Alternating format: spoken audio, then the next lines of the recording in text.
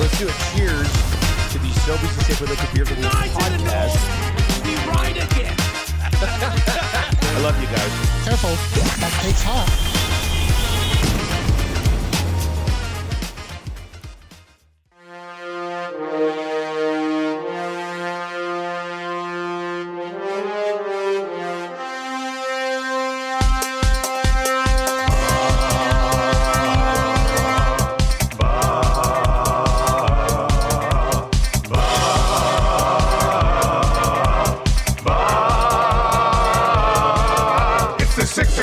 Check-in, come on, let's go. It's the AM Nasty Big Hello. It's not static, AM radio. It's the Play Alpha Nielson Show. Let's go.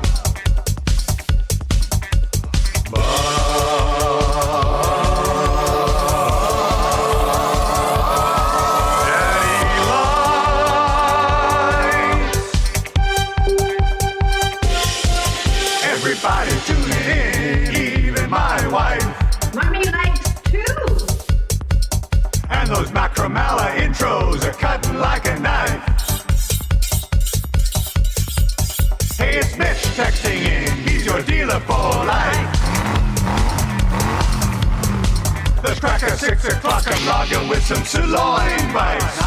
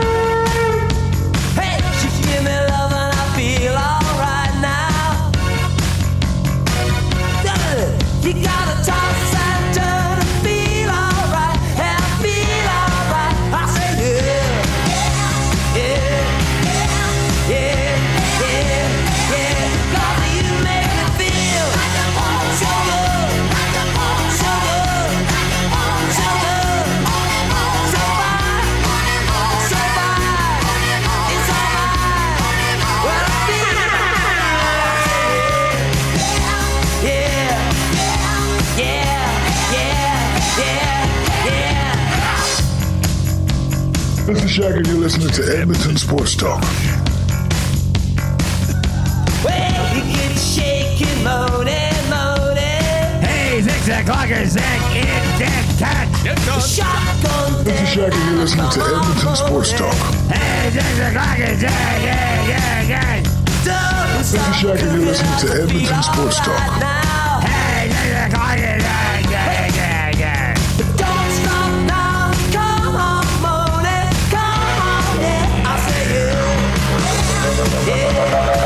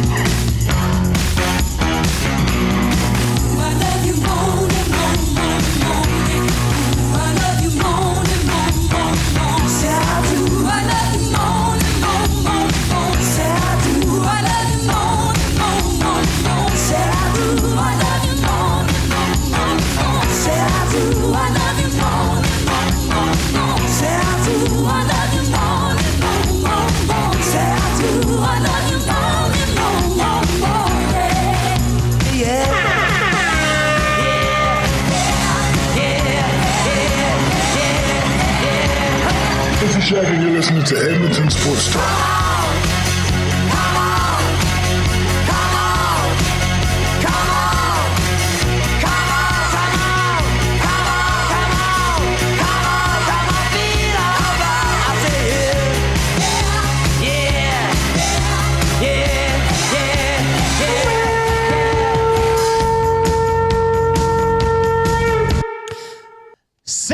.12 and a great Friday morning to you. Welcome back to another installment of the Nielson Show here on Edmonton Sports Talk. Play Alberta, the title sponsor of Edmonton Sports Talk. Download the app or visit playalberta.ca for more. Nielson Show brought to you by Johnston. Check them out today if you're in need of any furnace, AC, heat pump, etc. WJSportsTalk.com is where you want to go. Book an estimate with them. Johnston. Whoa, whoa, whoa, whoa, whoa, whoa, whoa. Whoa.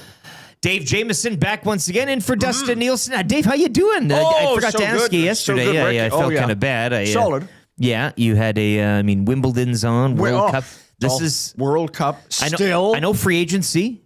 Frenzy is the frenzy's behind us. There's still some work to do. There's still business in the kitchen. Lots cooking though. Yeah, sure there is. Outside of the hockey world and everything else. So good to see you again. It's a dance party Friday. You got in the spirit here with the Moni Moni once again.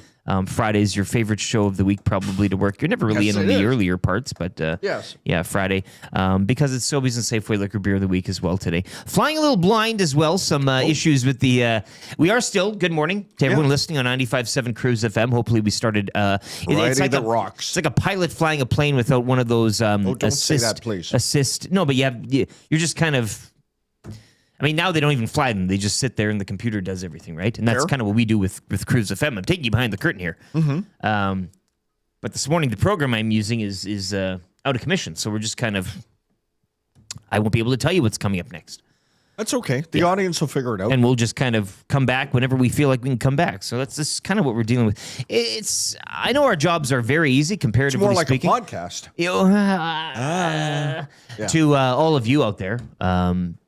But there are issues that we run into every once in a while, but we get through them. And yes, we do. It's because you have to. It really isn't much of a job. No. When you break it down.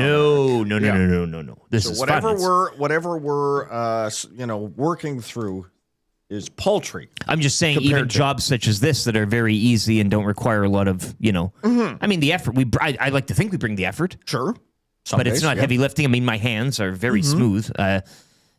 But there are issues sometimes that pop up. Of course. I mean, the audio wasn't. I remember we had to troubleshoot the audio earlier. There's always a little something. Yes, we did. Keeps you always you count hot. on Trevor on the other side there to help us out. Well, he's on it. Good job, Trav. You're on. Well done, Trev.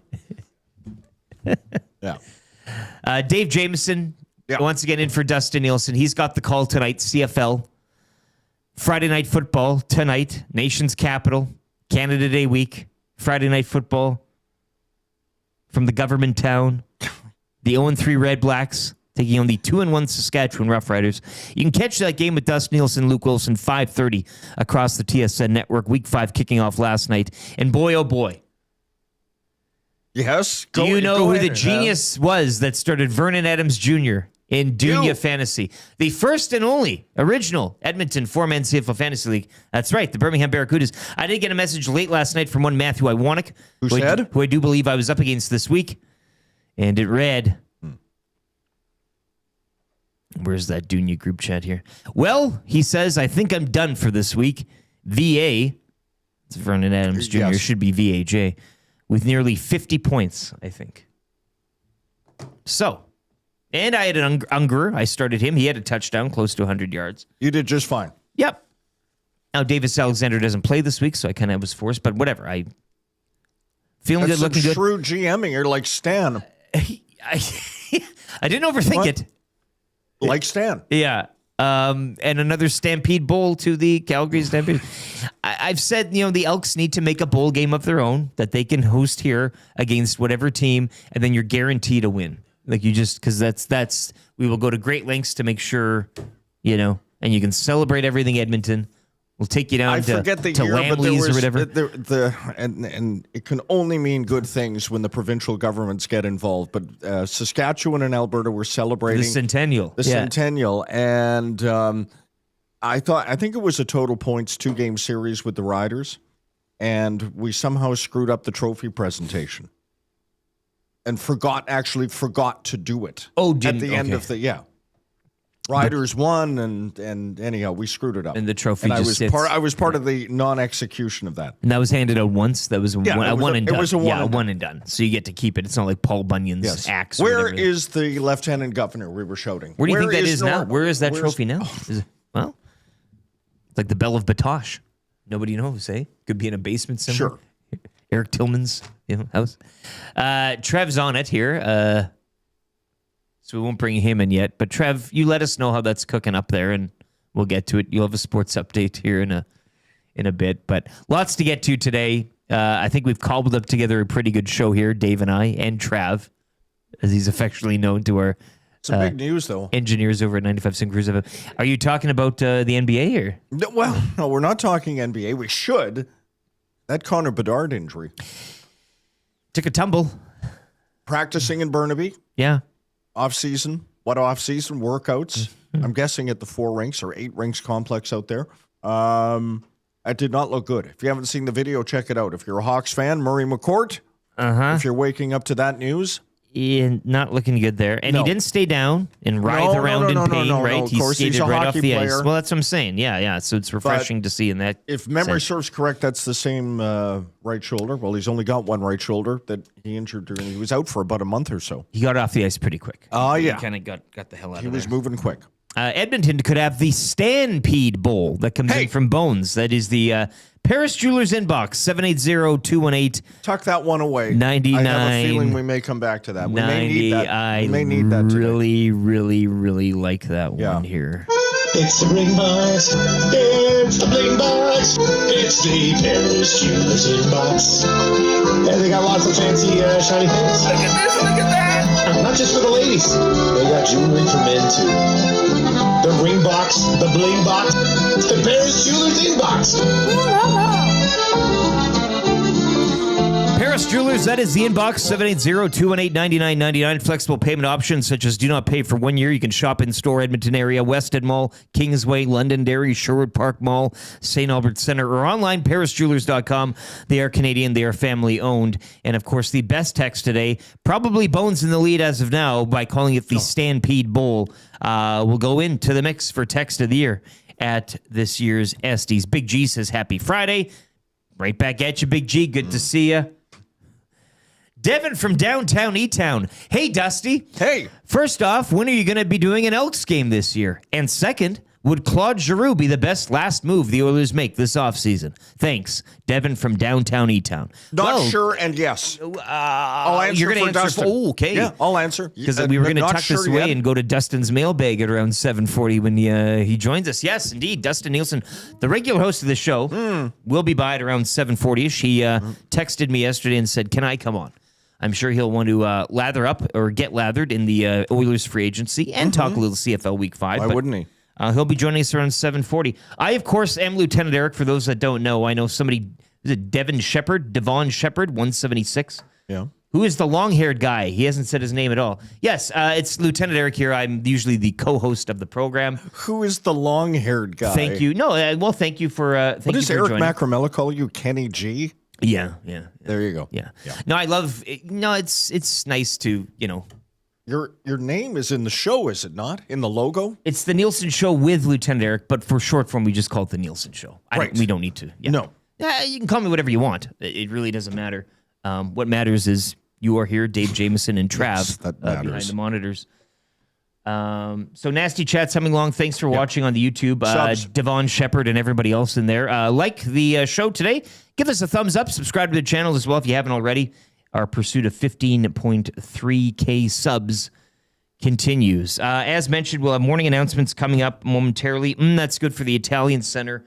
Later this hour, just after 6:30, want to dive into last night's game, kicking off Week 5 in the CFL, and the rest of the slate as well. Of course, the Elks 3-0, looking to remain perfect Saturday out in Kelowna, so that's good. We'll go there. The crack pack for Wayne's, popped by Wayne's yesterday. I had a $50 gift card that was gifted to me by my wife over the Christmas holiday, and I finally used it. Yeah, on a few things, so that was nice. Now, did you do that? Did you use it this far after Christmas strategically, knowing that the World Cup was on, you went, oh, No. hey, wait. Oh, you I forgot didn't it. go there. No, and I didn't even forget. I just didn't.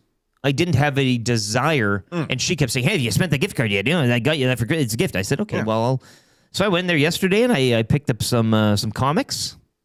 Okay. I got one of those Funko Pop, the big heads. I've heard of those, And yeah. then some other, collectibles, which, my wife won't enjoy me setting up around the house, but this is the gift and I'm going to do so. So it's kind of careful what you wish for on her part, hey?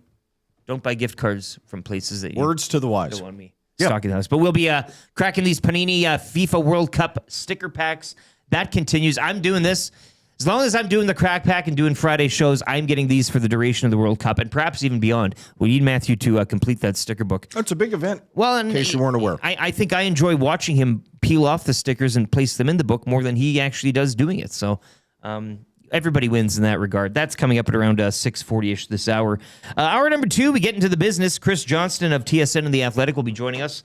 He is your GS Construction Hockey Insider. We'll get his thoughts, of course, everything that went on free agency-wise, Oilers and elsewhere, things that happened and didn't happen. There are other teams in the NHL. I know that's hard to believe for some of you. If we have time, we'll get to those. We'll get to them. Yes, but we'll go over Stanada Day, as it's now affectionately called here in this city, July 1, and the cooking that he did. Reed was grudging in his praise yesterday. Our friend Reed Wilkins. I mean, Reed is always very measured. Yeah.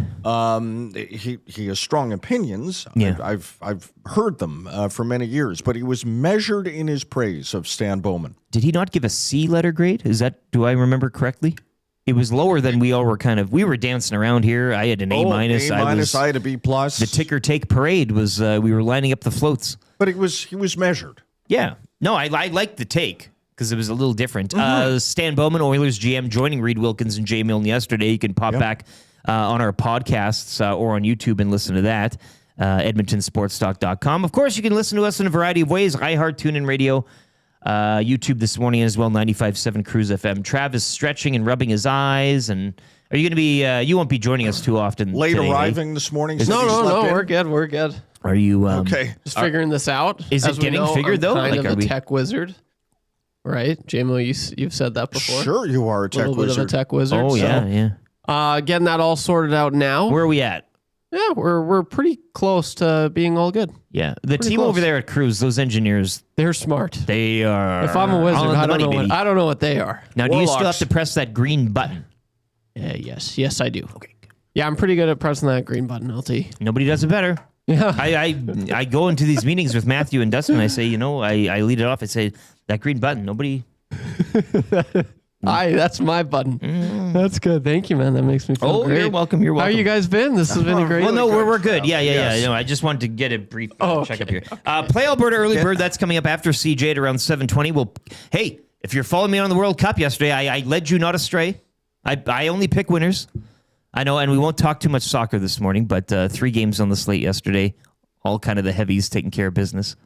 I was struck by a few things in that match yesterday. Which one? Well, the Portugal in Bosnia. That made me sick to my Herzegovina. stomach. Croatia. Okay, Croatia. Sorry. How large the Croatian... I mean, I understand that people come from all over the world, but I had forgotten how large the Croatian community is in Toronto, and that the name of the...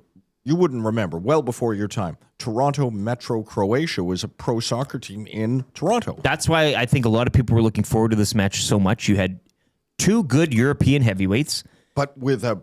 Yeah, and led by, you had Ronaldo with Portugal and Yes. Luka Modric, both aging guys, but this could be the last dance for both of them. I think Venerable warriors. Ronaldo's sister went online yesterday and said this is the last dance. But yeah, they're leading out there, and the cultural representation of the Toronto community was so large. So this was a perfect. And I had tucked forgotten, in for that one. Yeah. No, I watched the first half at Bubba Gump's West Edmonton Mall. I went there for a couple of long necks. What were your thoughts of Cristiano Ronaldo getting subbed off?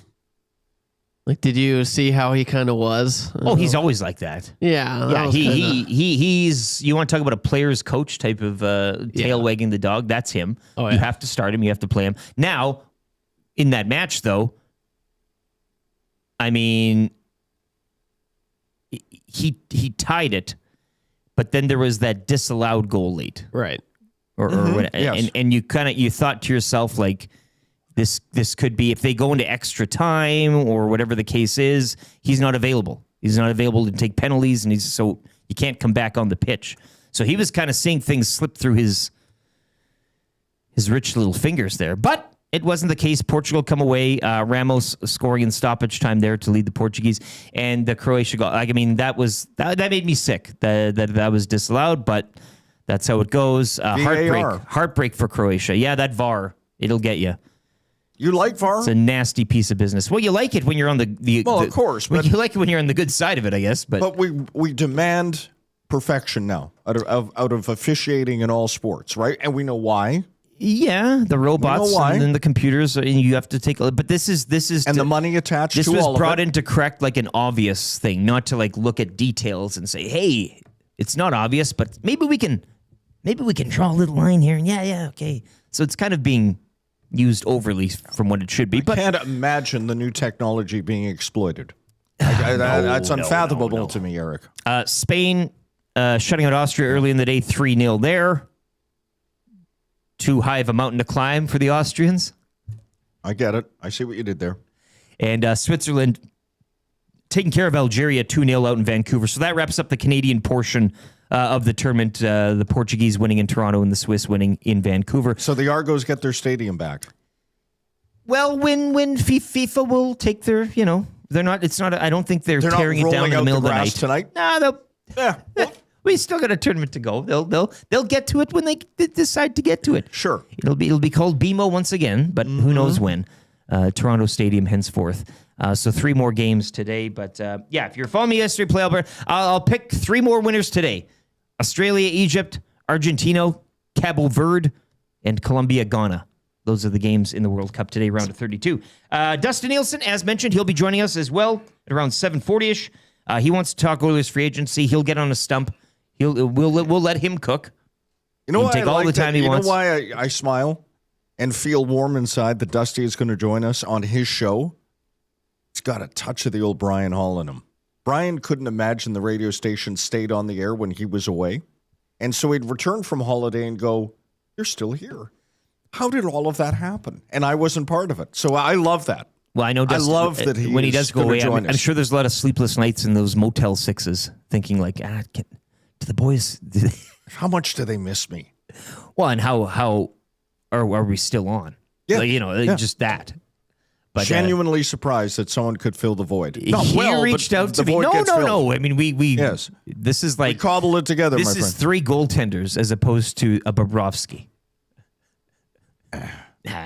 So Dustin will be by. He wanted to get on. He wants to grab a line, and he will do so at around 7:40. We'll be talking free agency and CFL Week 5. Trivia, 3 questions at 8 o'clock. Sobeys and Safeway Liquor Beer of the Week. We'll be joined virtually this morning. We've got the beer here. It's on ice right now. Can't wait. I do believe 4 separate beers, but we'll be kicking off Stampede Week, Dave. With a true cowboy pale ale. It's Origin Brewing. I do believe we've had them before. Director of Sales and Marketing, Mark Hamilton, will be joining us virtually. And I do believe we'll be also joined with Mark, one of Canada's all-time great professional bull riders, Scott Schiffner. Will be alongside Mark, so get ready for that at 8:30. Of course, your chance at $50 at Sobeys and Safeway Liquor. And the wrap for William Huff, all still to come. Morning announcements, they are brought to you by Rundle Park Short Course. Affordable rates for juniors, seniors, and adults. The walkable par 58 course is a great family-friendly atmosphere. Perfect for all skill levels, but ideal for shorter hitters and those just learning the game. Snag a smash burger at Shorty's after the round. You can check them out on Instagram, Rundle Park SC. So, morning announcements here. Mentioned the World Cup, 3 more matches later today. In terms of the free agent picture, the dust settles. Canadians signing Dobish to an extension. Ovechkin re-signing on a 1-year deal with the Capitals. You thought he'd maybe a KHL finale tour there? No, he can't get enough of the NHL, yeah. Turning 41 September 17. Way, right? $1 million salary and bonuses worth an additional $8 million. Is the deal for OV out in DC. Of course, CFL kicking off. Vernon Adams Jr. going off. 58-36 Stamps take it over the Argonauts. Both those clubs now 2-2. And, of course, the Elks looking to remain perfect Saturday, tomorrow, 5 o'clock in Kelowna against the winless BC Lions. Jays back on the diamond tonight. They're out in Seattle, kicking off a 9-game Western swing with a 3-game series with the Mariners, 8:10 first pitch, and a couple of matinees over the weekend as well. A rematch of the old ALCS, hey? You know what, Hello. Dave? On a Friday night, Why wouldn't you? where else would you rather be than right there? I'd rather right be in then? Oakland. But yes, Yeah. I'll take that. What is it called there? Lumen Field? No, T-Mobile. T-Mobile. Yeah. I see your Oakland, and I raise you an LA Dodgers Vin Scully late nighter. But anyways, late night ball on the West Coast Is just the something best. about it. Yeah. So after tonight's Friday night football with Dustin Nielson on the call, Jays Mariners as well, Riverhawks as well in action. I do believe, what is it here? Now they've won 7 in a row. They are 8-2. They're only 5.5 games back of the Wenatchee Apple Sox in that North Division. Trev will obviously have more on the full sporting picture coming up here with the sports update. That's good for the Italian Center coming up. We'll dive into Week 5 in the CFL and the crack pack for Wayne's FIFA World Cup 2026 Panini stickers. We'll be cracking a couple of packs here in studio as well. Yes. What do we got? You're good to do a sports update? Cracking packs. I can't wait. Yeah. Okay, But are you, sure. have you been relieved of you're good to go for the sports update if we throw to you now? Now, where are we? I think I got it figured. Now, you have it on my your own system in place. Yes. Okay, but you'll be running it then. Are you looking at the wide orbit? Mm-hmm. Yeah. Okay, perfect. So you can let us know. Okay. Yes, sir. All right. Well, now we're going. It always Let's gets go, figured out. boys. When you have engineers, radio engineers, Yes. and no offense to the people in television, we love them as well, but radio engineers are some of the best people. They're the best. in the industry. So we Couldn't thank do what we do without them. Jake and the gang. This conch is for you here. Just give me a second, and I'll wet my lips here and.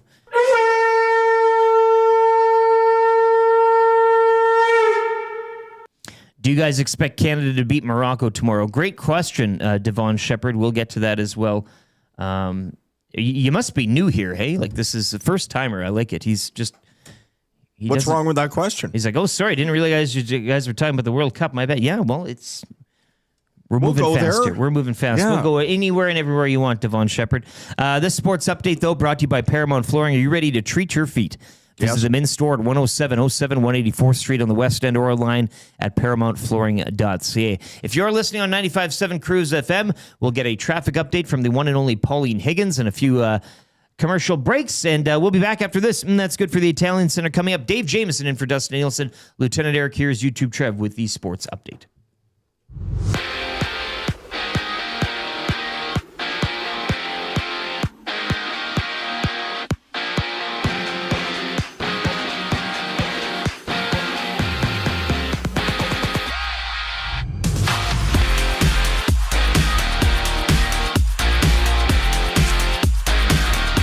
Vernon Adams Jr. was lights out last night, throwing over 405 yards and tying a franchise record with 6 touchdowns to lead Calgary Stampeders to a blowout 58-36 win over Toronto. Stamps now improved to 2-2 on the season. The football action keeps rolling tonight. The 2-1 Rough Riders head into the nation's capital to battle the Ottawa Red Blacks. Kickoff is set for 5:30 with their very own Dustin Nielson on the call, and the Elks look to remain undefeated when they face the BC Lions with a 7 o'clock kickoff.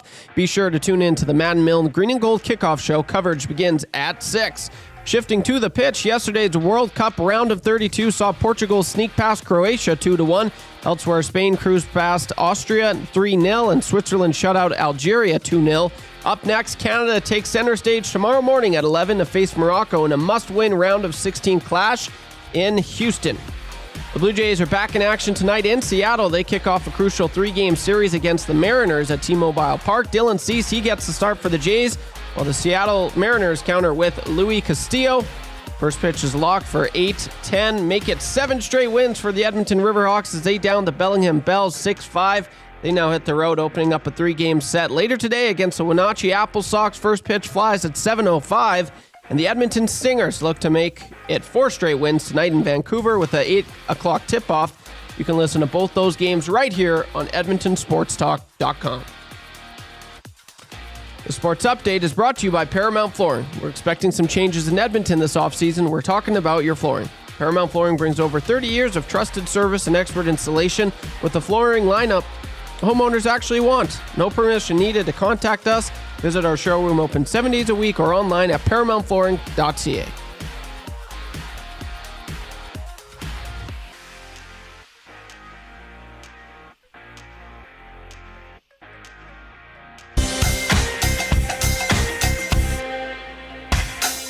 What say you? Hey, nasty crew. We got the Nielson Show flu. Well, there's nothing we can do about it. What say you? Hey, nasty crew. My wife thinks I got better things to do, but there's nothing I can do about it. We're tuning in on TuneIn, we're listening online. We catch up with the podcast when we fall behind. We're texting in the nasty chat, what's on our mind? 780-218-9999. No more interference from corporate interest. Just Dusty and Eric and all of the bad cats. Like Brzezinski and Noodles, Gadget can gauge it. Go to Play Alberta and make a little wager. We can't wait for the Monday mandate. Shaggy's always on time, Tommy's always late. Would you like a cup of tea? Forget about the old place. Hey, we were number one in the text race. We don't miss all the commercial breaks, but we sure miss Nickelback today. We want to hear some hot takes and we want to hear Renee. Why not hold the neck up when I want our kids away? Be left to tie a fire and remember that name. We love every goal song, but what about what's the name? Macramella, Rapapo, Dragger, Engineer. It ain't Christmas season, but they sound like reindeer. Button and my cousin and the tales of the north. All about him, game in person. Does he go on? What say you? AM Nasty crew. We got the Nielson Show flu. Well, there's nothing we can do about it. And there's nothing we can do about it. And there's nothing we can do about it. The Nielson Show featuring Lieutenant Eric. Only on Edmonton Sports Talk.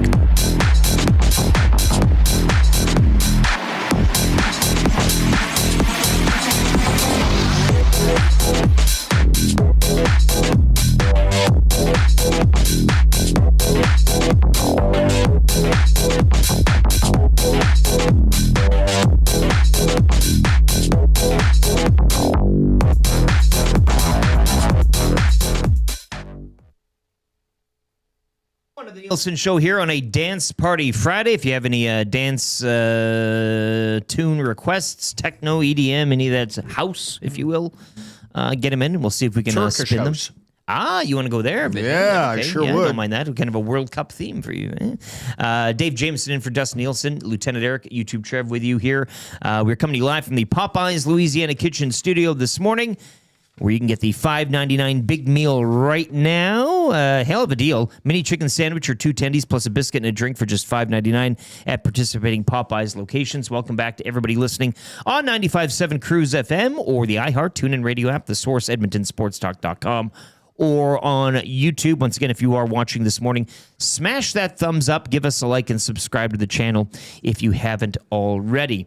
Coming up, we'll have the Crack Pack for Wayne's, but right now it's time for a little That's Good for the Italian Center Shop. That's good. Yeah. You keep shuffling those papers. Ah, Dave. My friend.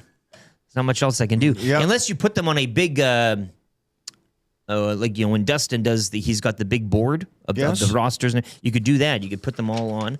Sure. And I could just hold it in front of my face. Or you and could have a read them. teleprompter. Wow. Okay. Are you suggesting that big television screen there that's dark we use? Or? Do it like Vince Neil.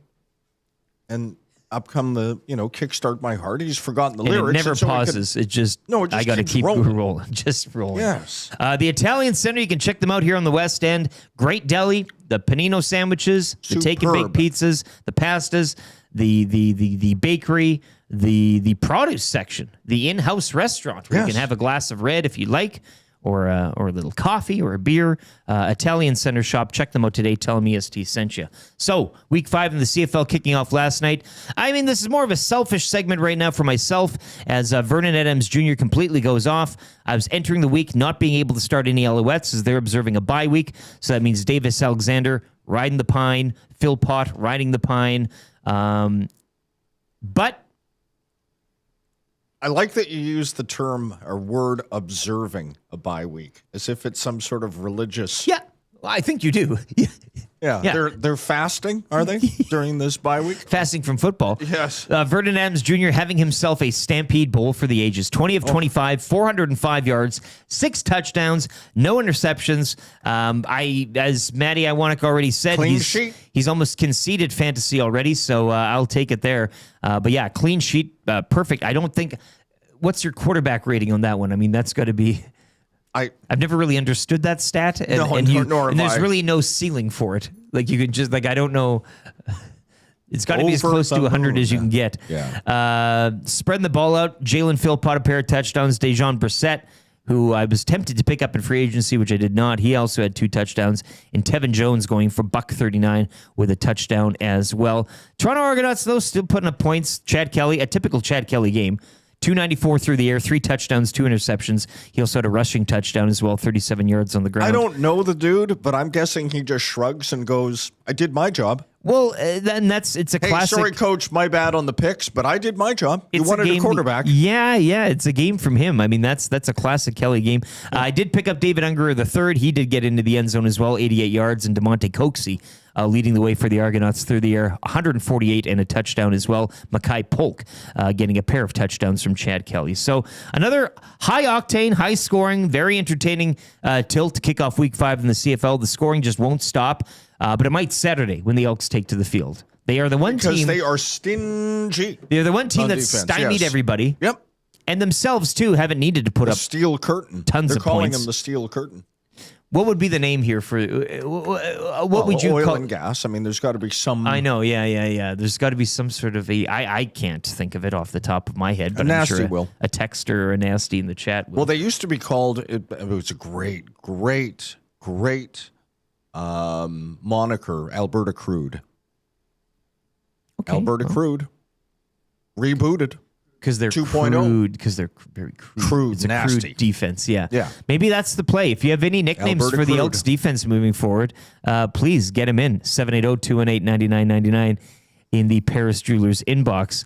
Devin from downtown E-Town checks back in. I apologize if that comment sounded rude, Eric. No. It wasn't intended to. I've never been up early enough to watch it, so this morning is my first time. My apologies. I was also the sender of that first text you read. Got that. We can see it all. I can see your history. That's fine. No. No apologies needed, my friend. Dustin's usually the host of the show. We're actually going to take your question on Claude Giroux and when he'll be doing an Elks game and pass it on to him when he joins us at around 7:40. It's very convenient there. Crude Crew, Leon's buddy lingo. Crude Crew? Okay. Crude Crew. Don't mind that now. LT, you have a doppelganger in Fort McMurray. Saw him at the Brewhouse watching the World Cup. Nolan from St. Albert. So no, that was you. Yeah. I usually like to go up to the MAC to watch my soccer. That's if there's one place you want to enjoy World Cup soccer it's Fort McMurray at the Brewhouse. Yes. Yep. So congratulations on seeing another Caucasian male with longer hair. It's who would have thought, hey? Not a lot of us walking around. No, it's never been done. Week 5 continuing tonight. Obviously, as mentioned, Dustin Nielson has the call in Ottawa. The 0-3 Red Blacks against the 2-1 Riders. Dave, do you like the Riders getting it right, or do you like the Red Blacks getting something? I don't like anything about the Red Blacks. The Riders. Okay. They're a bad team in Ottawa. Yeah. Sorry. I'm not Overall, sorry. I'm asked to have opinions. Pieces. Sure, but yes, every team has a piece or two. Do we see good ones have lots of pieces. Do you think we see MBT tonight? Yes. Interesting. See, now I think that's where he's been there long enough. I mean, he knows Dinwiddie's offense. Can't be that. He could have came in. It's riding a bike. Yeah, he could have came in first day. Yes. No problem. Right. Don't even need to know the book. Short leash. And I do think, though, when MBT does, like I've said this too, buy the stock now, fantasy-wise. I'm not counting out Ottawa just yet in terms of the Eastern picture. I know that's maybe I don't know if that's a hot take, maybe a bad take. I have a question for Dustin. I'm going to workshop it right now. What would the landing spot for LeBron? 76ers emerged late yesterday. Well, I was going to be honest with you, I was going to use that for 3 questions too many later. Okay. But a realistic destination. Yeah. And but when you would want to see. Nobody wants to see the Warriors because it's lame and it's Durant did it and we all, Cleveland's the heart string one. Of course, but it's been done. The Heat twice.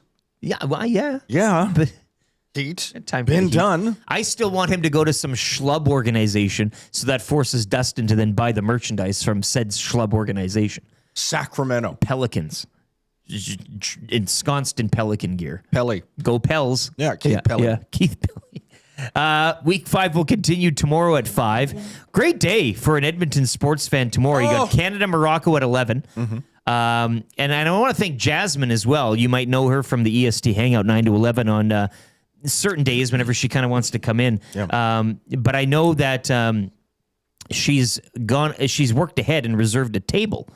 Now we're still looking into that, Jasmine, and to see if we want to take advantage of your generous offer there. But might be something tomorrow at 11 to get out. Canada, Morocco. And where is the table being reserved? I missed that. I was looking the other way. Oh. It'll be at an establishment here in town. Can I come? Yeah, well, you can go, but I don't know if I'm like you can go. You're open for the table. I didn't get an invite. I would love to go. Yes. Okay, well, consider this your invite. I don't know if I'm going to be going, but it's just Jasmine laid it out there, and you could go with Jasmine, and you guys can have a table to yourself if you watch Canada. I'll let Jasmine know you're on board. Yeah, she's already in the nasty chat right now. I got you, winky face. I got you. Well, it's good. So there you go. She can pick you up. Yes. But Canada and Morocco at 11. You've then got a little bit of time, 6 hours, a little bit of pre-gaming. Well, I guess when the match ends, you'll probably have about 4, something around those lines. Elks in Kelowna. 3-0 Elks, 0-3 BC Lions. Of course, we will get you set with the Green and Gold kickoff show. Maddie and Milne will be by 4 o'clock right here on Edmonton Sports Talk. Green and Gold kickoff show brought to you by Commonwealth Stadium.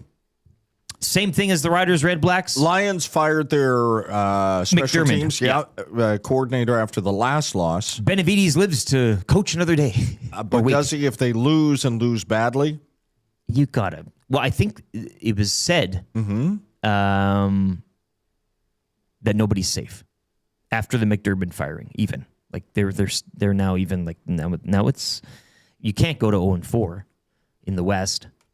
I mean, you can, but I mean, it's far from ideal here, and you're chasing a lot of heavy hitters.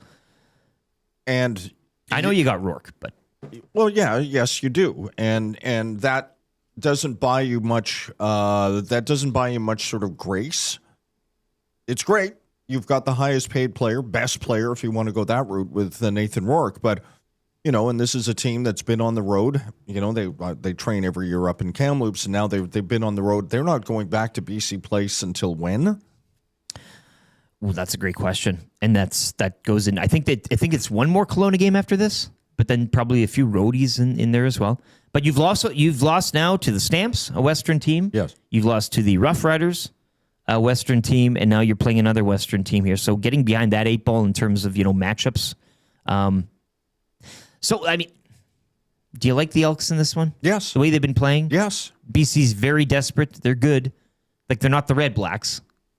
But you still I understand in a league that is scoring driven as the CFL is, thank you, Commissioner, that I still am a defense first guy. Like, if get the defense right, and you can usually figure out some level of competence offensively. They've been bucking the trend during this early season, so I would like to.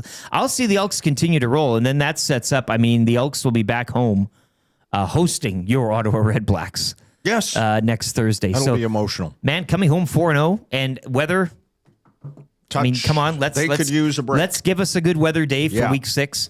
But the Elks looking to remain perfect tomorrow at 5. And, of course, Week 5 wrapping up Sunday in the Hammer. Tiger Cats hosting the Winnipeg Blue Bombers. That's good for the Italian Center. Once again, if you had VAJ in fantasy last night, you are laughing this morning as he pops off with a 6-touchdown performance, 400 yards. Let's get to the crack pack right now for Wayne's. Coming up, we'll have Chris Johnston of TSN and The Athletic just after 7. We'll get back to hockey, free agency, Oilers' point of view, and everything else that happened and did not happen around the NHL. All right, so we've been cracking these for a couple of weeks now. It's the FIFA World Cup 2026 Panini sticker pack. You get 7 stickers per pack. Thank you. We'll be cracking 2 each. Boom. I like the feel of these paninis. They're nice. It's a nice, vibrant package. Yep. Easy to open. Sure. You're not kind of scratching around with the wedge of the pack there and trying to kind of get a... So let's get these open. And once again, these are all going to Matthew Iwanek in his pursuit of trying to complete the sticker book here. What do I got here? Ooh. I've got the Curacao God, badge. I couldn't do this I don't more mind that. slowly if I was... Oh, I like this Frankie de Jong.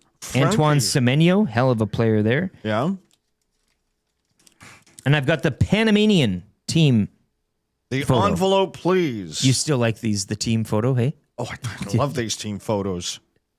We are Qatar. We Kinda are like that. Qatar. We are all Qatar. I think Infantino said that at one of his press conferences. Ooh, Trev, yes, don't be he shy. did. Who do you got here in your pack as well? Morgan Rogers. Ronwin Aston Villa. Williams. Morgan Rogers is a good player. Yoel Timothy Way. Ordonez. I've got... Oh, this is a cool last name. Martin Patrick Berg. Experience. Say which? Martin Experience. Martin Experience. Yep. Experience. Danny Carvajal. Manuel Ugarte. Okay. Let's hit this other one. and Damian do a look. Bobadilla. Miguel Amaron of Paraguay. Alexi Very Vega. important player for them. Ooh, I like this. Diallo. What am I looking at here? Hey. This some sort of... That would be Hologram? the Swiss, I Oh, do that, believe. is that the yeah. Swiss? Okay. Cool. Tejan Buchanan, Canada's Hello. own. Great sign ahead of tomorrow's game with Morocco. Love it. Maddie will love to see a Canadian Needs pop to from show his off. Sendo face. Ballistri. Coleman Ahmed. Oh, 1950 Uruguay team photo. I'll take that. Thank you. Whoa, they have an old... Okay, that's not bad. Yeah. I never knew they had retro team photos. That's Jorge Sanchez. Michael Olise. Michael Lise. Yeah. We are Iran. Okay. Don't want to get... There you go. Anybody else of note, Trev? Have you I got got into pack Martin number 2? Experience again. Again, you got a double of experience? Yeah. What an experience. Are you experienced? That's good. I got Takumi Minamino. Takumi Minamino. Yeah. Yeah. Former Liverpool player. Yeah, that's about it. No team photos? Yuki Soma. No. Country badges? No. None of that? Just I like players. those badge cards. Yeah, I like the badges as well. All right. Well, You are fully Maddie loves invested these, in eh? soccer 365 days of the year. How many people who are swept up in the World Cup will then just sort of Oh, no. stop following, Well, stop caring? I say this every 2 years when Olympics comes around, we get so into skeet shooting, and you learn the stories, and that's great. These athletes do perform all the time. They're Right. CBC Sports Saturday. They're out, and Scott Russell. yeah, they'll be doing their things. So I look, if people want to grab a hold of the beautiful game for a month, have at her. And if it's not your cup of tea moving forward, that's fine too. I'm not here to judge. But welcome aboard for the short time it is. Maybe you learn something. You learn some players and some stories and some nations. It's To bring it close to home, where it's going to have a tangible effect, I believe, is that there will be enough public strength and numbers and goodwill to save the Whitecaps in Vancouver. Here's hoping, because that's a terrible story. Yeah. They're great on the pitch, bad off of it. Once again, you can get these sticker packs at Wayne's. I know I saw a gentleman last week just buying he had a handful of boxes. He was dropping them all over the place. But if you buy the box, you're Why more didn't he likely. have a bag? I don't know. But you can get really good hits out of the box as opposed to just buying the packs individually. So head over to Wayne's. I was there yesterday. They should almost call it Nicky's because Wayne was not there, but he was obviously doing something more important. Nicky manning the tills and the counter. Very good people there, Nicky and Corey. I was talking to them a bit. Very excited for the EST golf tournament, which goes Wednesday. Wayne is nominated himself to be a spare. He's there. He's ready to go. He'll be up at the crack of dawn if we need him. We'll call him. But Wayne, you are on standby. Nothing promised or guaranteed yet. But pop into Wayne's, as I mentioned, you can buy gift cards there as well. If you're looking for a gift for somebody special in your life, go buy them a funny pack of something or get them a gift card and then go and peruse Wayne's themselves. They've got a lot more than cards, Funko Pops, Lego, comic books, Magic cards, Pokemon cards, the whole bit, and lots of other trinkets that you never really know existed. Check out Wayne's West End, right next to the Italian Center shop here on along 170th. 654. Let's get to a few texts here before we get to Chris Johnston. Just after 7 o'clock, he's your GS Construction Hockey Insider. Wayne is the Dustin Nielson of Wayne's, Big Maple says. That's a pretty good text right there. Yeah, in rack it, terms of please. I'll rack that. Big Maple, very good. Coming over the top rope, giving Bones a run for his money with Edmonton could have the Stampede Bowl. So once again, get your texts in, and you could be in the mix for Text of the Year. Brett Killington says, or the green diesel wall, or just the diesel wall, like a big semi-truck hauler in terms of Elks defense nicknames. I still would rather go with maybe crew or something, the diesel wall. We're getting there. That's okay. Rye Guy says, most likely LeBron is going to Cleveland. Easy narrative for him to use. I'm going home again. But only because they have a good team. Wouldn't be going home if they sucked. No. But honestly, he's just signed a minimum with the Knicks if he's ring chasing. What does he want to do now? Ring chase? I guess you don't just want to play out the string. Yeah, but he's not chasing. He's got money. He doesn't need money, right? Should be the least of his concerns. No. Legacy is assured. I mean, you're asking me to try and, crack open the mind of someone. Sixers, though? Well, you're going to go. I believe it is still Rings driving it. Yeah. So Sixers, I mean. Yeah, well, given what they've done. Yeah. Certainly won't beat the Celtics. Can you imagine State? him in a Celtics uniform? Oh, the Warriors? Well, Warriors. Yeah, I mean that's the evil play here. I'm hoping it's the Warriors just for the chaos. Then people will bitch and complain. No, and Kevin Durant went there, and we can't talk about. And then see, the thing is, if he goes there, he'll be an enemy for most people, most mainstream fans, and that'll tick Dustin off. So it'll lead to way more better. That's all I want. Oh yeah, he'll get so. He'll get. Oh, he thinks he's on the defense now. He'll get sucked into the undertow. Oh, he will just be. Of course, LeBron absolutely. goes He there. will be insufferable, which I am here for. Mark me down. LeBronto Jet, baptized Big Uke, says, him as a Raptor and doing pasta advertisements or whatever. Like, who was it? Andrea Bargnani used to do for that pasta sauce. Like Scotty Barnes. Scotty Barnes. Some people calling for the Eddies to come back. That's another thing too. You can have your Vancouver Whitecaps. Bring some pro soccer back to Edmonton. I just don't understand why that was never grasped upon by somebody more rich in this community to say, hey, I'll why not? And then make their colors blue and orange, or orange and blue, if you will, and have at her. So where you're going there is OEG. Yeah. Brings the franchise back. And I know I've always said this. They'd want to control the facility. Yeah. I'm guessing, but I would. I was always hoping, too, that, and I know we have the Riverhawks, and they do great stuff out there, but that whole area, you could have had that as a pitch or a park. Mm-hmm. It would have been great to go see games down there, but I know MLS right now is kind of viewed upon as a pyramid scheme or a Ponzi. But everybody's getting a franchise, so why not? Join the chat. Got to have the stadium, Eric, and it won't be Commonwealth, and it won't be Clark. No, so indoors.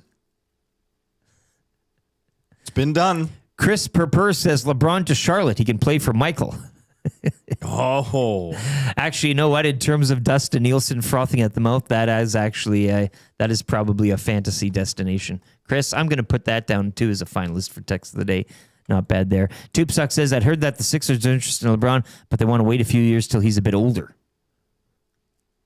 What happens with this kid? Where's Bronny? Still a Laker for now. Bronny's now a Laker moving forward. Like now Bronny is a Lakers problem. He's a man. LeBron can now move on. Yeah. Okay. So that's all good there. Mark says green alert for Elks defensive names. Okay. Still, well, you can do green and gold alert. We'll get there. Yeah. We'll get there. He should take his talents to the beaches and go to Toronto, Pat says. Yeah, we laugh and we make fun, but I don't think the Raptors aren't. They got Kawhi. This is all. They're fine. Yeah. And I think, as Jasmine pointed out in the Nasty chat, Drake does have a bit of a beef with one Mr. James. So Oh, that's right. So, and I'm not quite sure I'm up to speed on who's got beefs with whom in the rap game. I sort of checked out on East Coast, West Coast. Jasmine knows all about that. Yeah. Well, she's our consultant for that. 780-218-9999 is the Paris Jewelers inbox. Have your say on everything. Again, we will get back to Oilers and hockey coming up next with Chris Johnston of The Athletic. Want to let you know, hour one of the Nielson Show brought to you by Ewell. Your power play specialists. Ewell has the gear you need for your next electrical project with 3 Edmonton area locations. You can order online anytime at ewell.ca. Ewell, your Edmonton-based partner in power and source for all things electrical. CJ, coming up after the break, we got a Play Alberta Early Bird. We'll take a dive into CFL Week 5 and also walk around the World Cup with you for that. Off-season. What off-season? Huh? What off-season? Thank you. Yeah. For GCL Diesel. That'll be by at around 7:30, and that will lead into Dustin Nielson, the regular host of this show.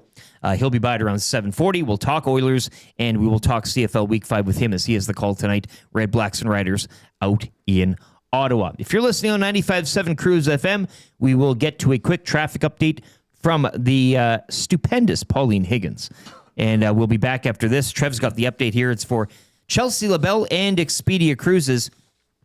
Join YouTube Trev for the best trip of his life. A weekend of Blue Jays baseball in Toronto, July 17 to 19, as they take on the AL Central leading Chicago White Sox. Contact Chelsea LaBelle at Expedia Cruises Northeast Edmonton to get on the waiting list today. You can call or text 780-970-4834. CJ's on the way next. Dave Jamieson in for Dustin Nielson, Lieutenant Eric. It is the Nielson Show, brought to you by Weiss Johnson.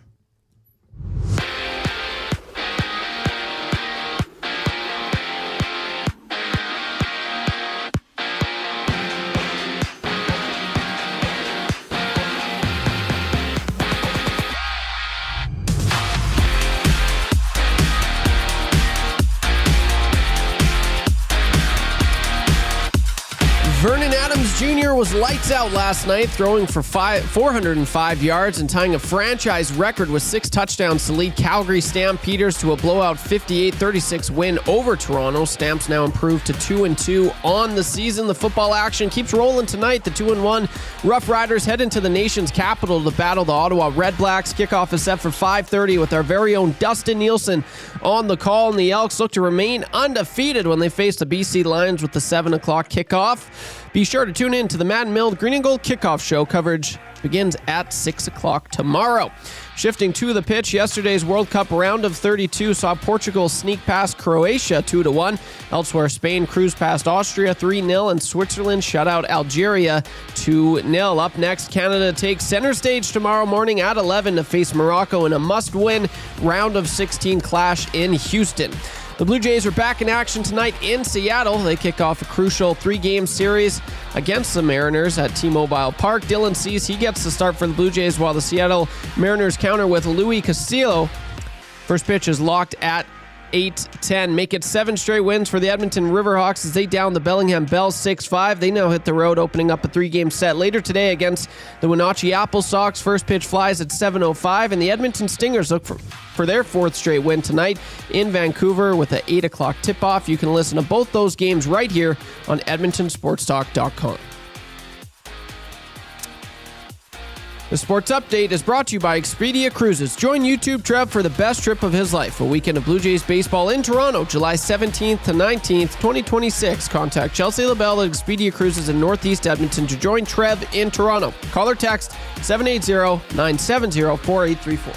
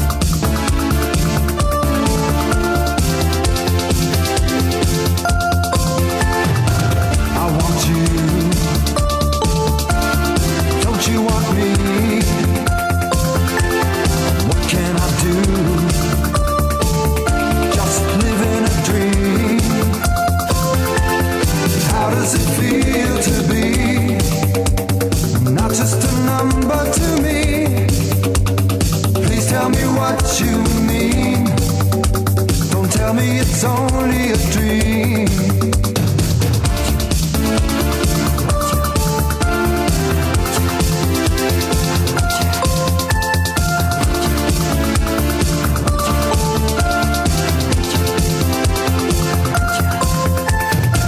I want you.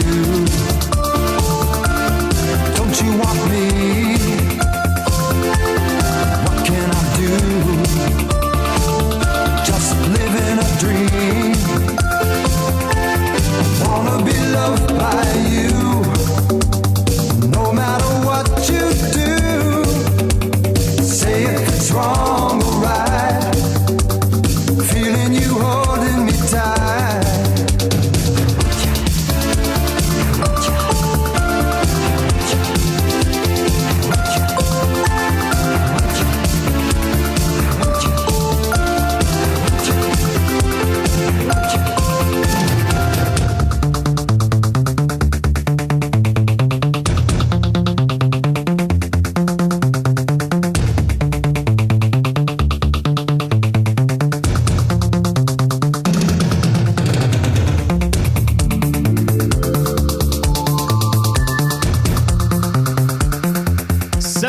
Hour 2 of the Nielson Show is live. Welcome back to everybody listening on 95.7 Cruise FM.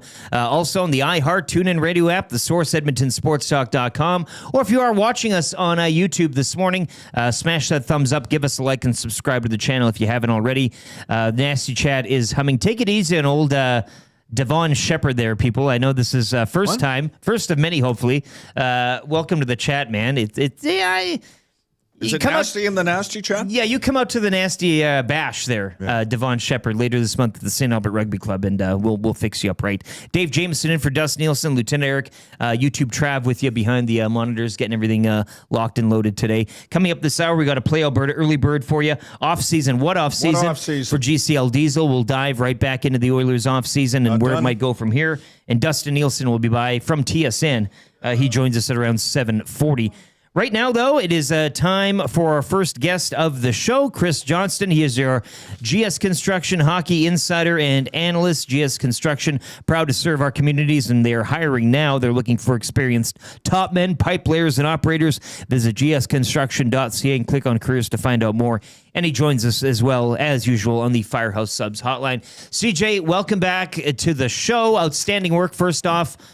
With the free agent frenzy, spending another Canada Day on the panel and doing what you do. Let's dive into it from an Oilers point of view.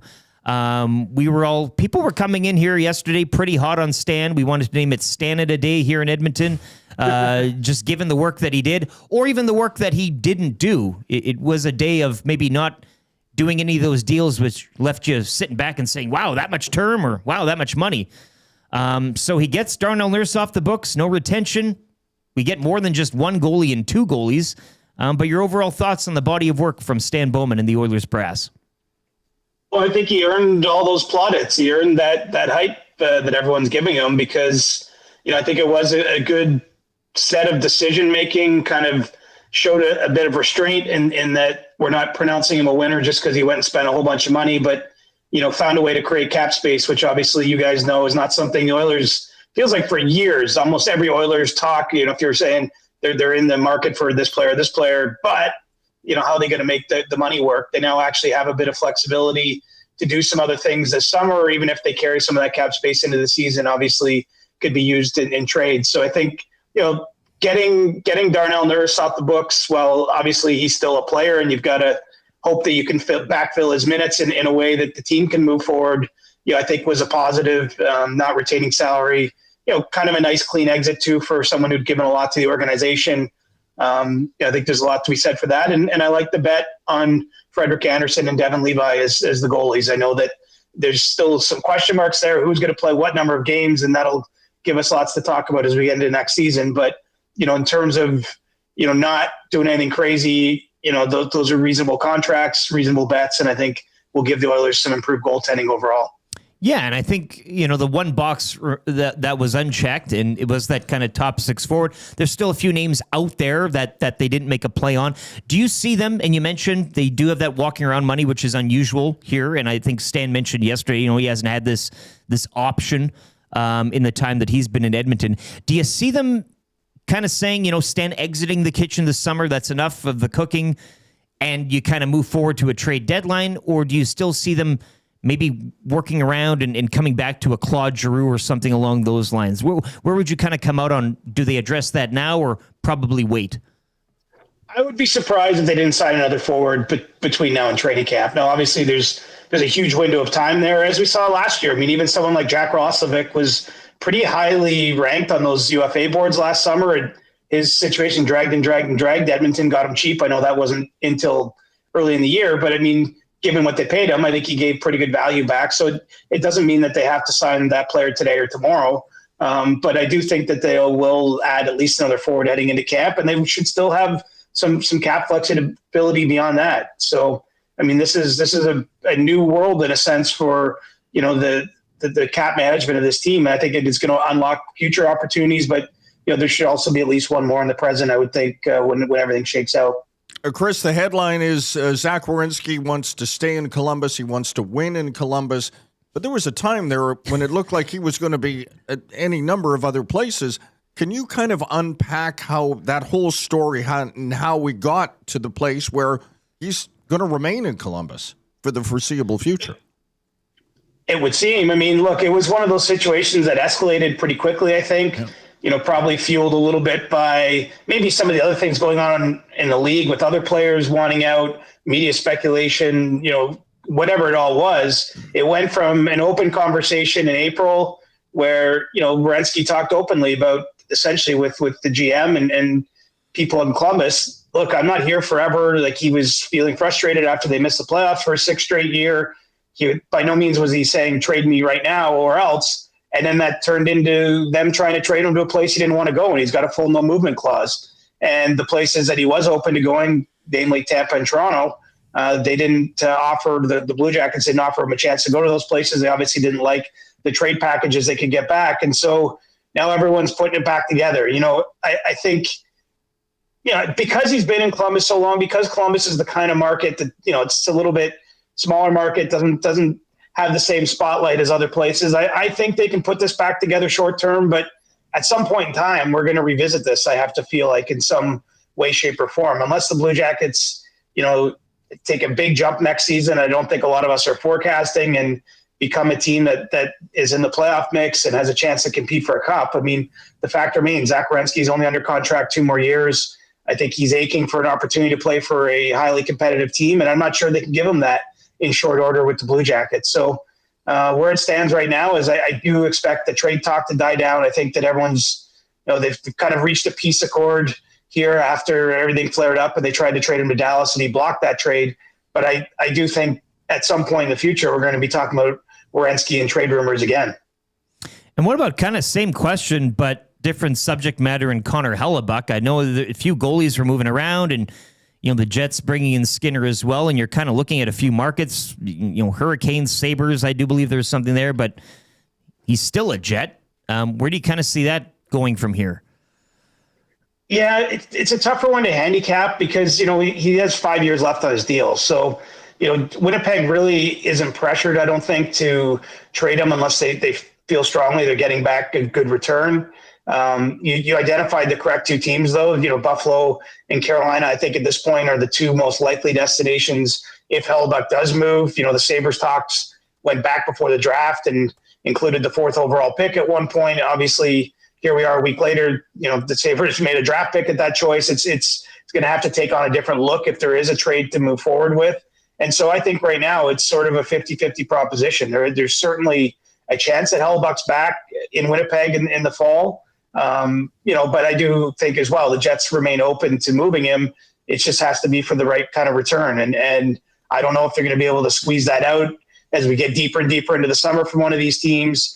So it's kind of, that one's an open question for me as we kind of start to drift into the quieter days. Is there a way to piece this together, or is he going to be back in Winnipeg, come training camp? And what about Dylan Larkin as well?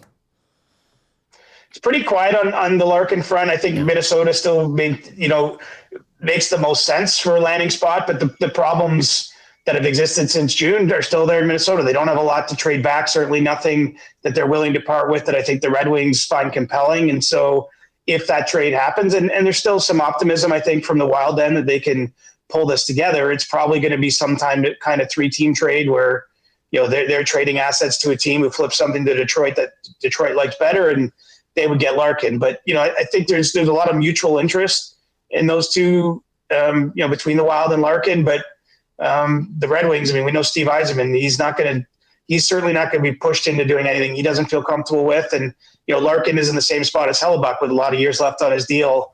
The Red Wings, I know, are comfortable bringing him back to training camp if they have to. But, I think knowing how aggressive Bill Guerin is as a GM, I won't rule him out finding a way to get this done, but it's not going to be a straightforward, easy transaction, or I think it already would have happened by now. Chris, Blackhawk fans can be forgiven if this morning, after looking at the video from Burnaby, where Connor Bedard and others were skating, and they watched him leave the ice holding that right shoulder. That did not look good. This is an emerging story. I know it's early, and there is a long time before they have to start playing games for real, but that does not look good.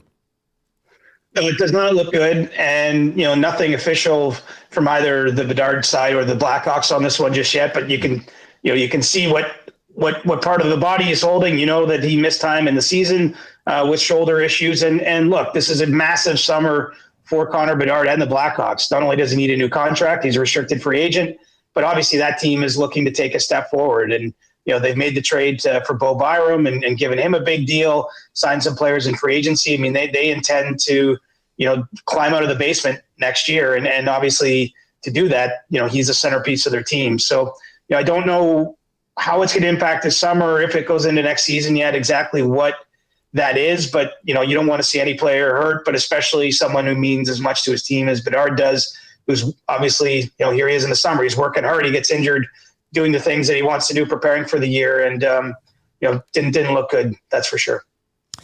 Chris, just if you can, winners or loser or losers from free agency. I know out in your neck of the woods, Toronto doing a lot of work. Obviously, headlined by Bobrovsky. Kenny Holland's phone was going off. He did a lot of things. San Jose, we know at the draft, they had a good draft taking on Darnell Nurse and Trouba there on the blue line. So what kind of, perked you up in terms of, wow, this team really went above and beyond expectation in a good way, or maybe below expectation in a negative way? I'll be cheeky a little bit with the spirit of the question and say I think Montreal was a winner because they didn't do anything stupid, and they obviously extended two of their really good young players, and Ivan Demidov and Jacob Dobish, signing them to really good value contracts. I think that Montreal remains a place that, to me, they have the foundation that they should be competing for a Stanley Cup here in the immediate future. And the fact they didn't go blow their whatever remaining cap space on a silly bet, I actually think strengthens their position. I know there's a little frustration in their front office. They couldn't do more, and they do want to add another forward, but the price has to be right. I didn't mind the Leafs day. Usually I'm a little wary when the team is spending lots of money on July 1st. Honestly, historically, it's usually not a good thing. Yeah. But in this case, if you look at the contracts, it's mostly 2-year deals for the depth forwards they signed, which I think you can live with. If something doesn't work out, there's pretty good exit ramps when you've only giving out 2-year deals. The Bobrovsky thing, I think, is a fascinating bet. It's sort of the opposite of what Edmonton did, right? Edmonton is going a little cheaper and trying to makeshift it. The Leafs have been trying to do that themselves. They've had a lot of injury issues with the goalies they had. The goalies they've had, Joseph Woll and Anthony Stolarz, when they were healthy and playing, for the most part, they played well. In fact, 2 years ago, they were the best tandem in terms of save percentage, or one of them. But, they haven't had the stability, the rock, the presence, and that's what Bobrovsky brings. Of course, he's turning 38 before the start of next season. It could be, to me, it's like one of these ones. It's probably a home run or a disaster with not necessarily a huge variance in between. But I kind of like the bet for where they're at. They're in a window, albeit behind the Oilers because they haven't had the playoff success, but they've got 2 years where they're trying to get to have a chance to win a cup, or else they're probably looking at a rebuild. So I think, given that specific set of circumstances, it's a good play. And I like Edmonton's day, as I mentioned. I just think creating cap flexibility, getting Ryan Shea, getting Kapanen re-signed at a reasonable number. I just didn't see anything there that makes me, question where they're going. Whereas I think some of the teams that made huge bets are probably going to regret them. I think San Jose, I understand you have to go get players, but would be a little nervous with their Trouba contract, and even taking on Old Nurse. That ate up a lot of their cap space, and they're going to have to sign all those prospects that are moving out of entry level deals soon. And I know you need to have players, but I'm not sure that for me they're a winner on that side. Yeah, less is more with free agency as well, I think, in a lot of years. And you mentioned how that's kind of broken down. One last one on a couple of Patricks in Kane and Line A. Where do you think things all set up with those two individuals? Two opposite ends of the spectrum. Line A is interesting because, he missed so much time last year. He's actually eligible to take a contract that has a lot of bonuses, which mitigates the risk of signing him because, if you put in certain games played thresholds and he gets injured again, you're not on the hook for those bonuses. But even if he hits them, the way it works with a salary cap, you can actually pay them the following year. So I think for teams that are going to be closer to the cap, I could see him being sort of a buy low bet. Patrick Kane is more about him making a decision for where he wants to play. I know he hasn't fully closed the door in Detroit where he's been the last few seasons.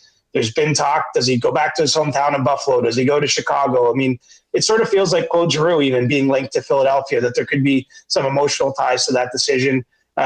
Similar to Line A, you get bonuses. In his case, it's because he's over 35. And so, those are two of the more intriguing names. I don't know how much they have left to give, quite frankly, in terms of being difference makers. But I know that both are getting calls for various reasons. Mostly with Line A, it's just someone trying to get some cheap depth and hoping maybe that he has a big bounce back. What's next for you, Chris? Cottage country beckoning, or what's in the immediate future here?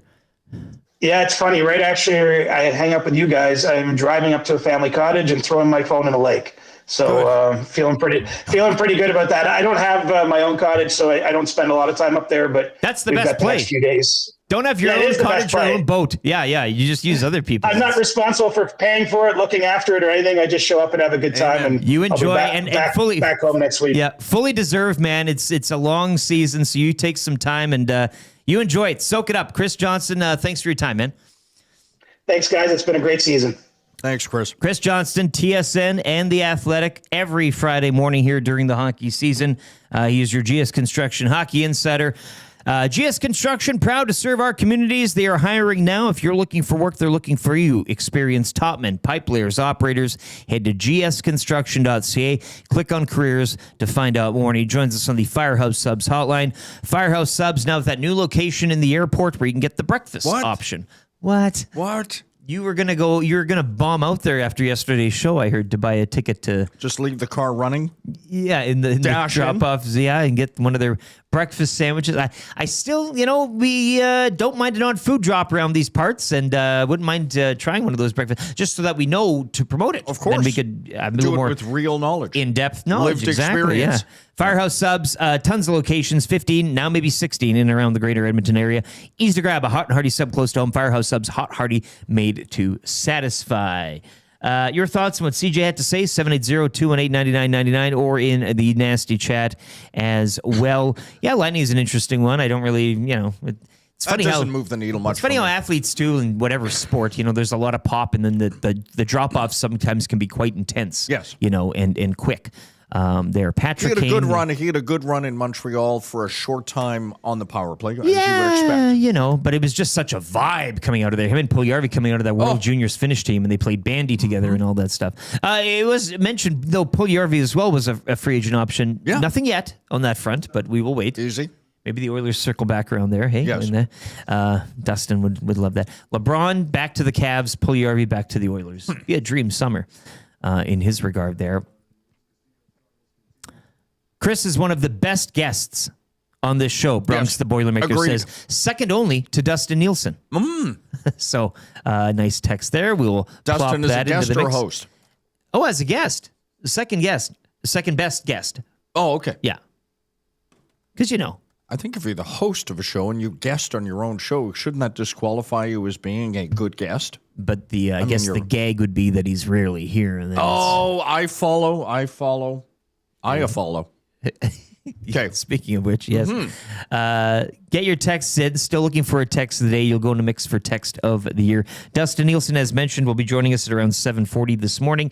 Let's get to your Play Alberta early bird today. Play Alberta, they are the title sponsor of Edmonton Sports Talk. PlayAlberta.ca/EST or download the app and make it easy for yourself.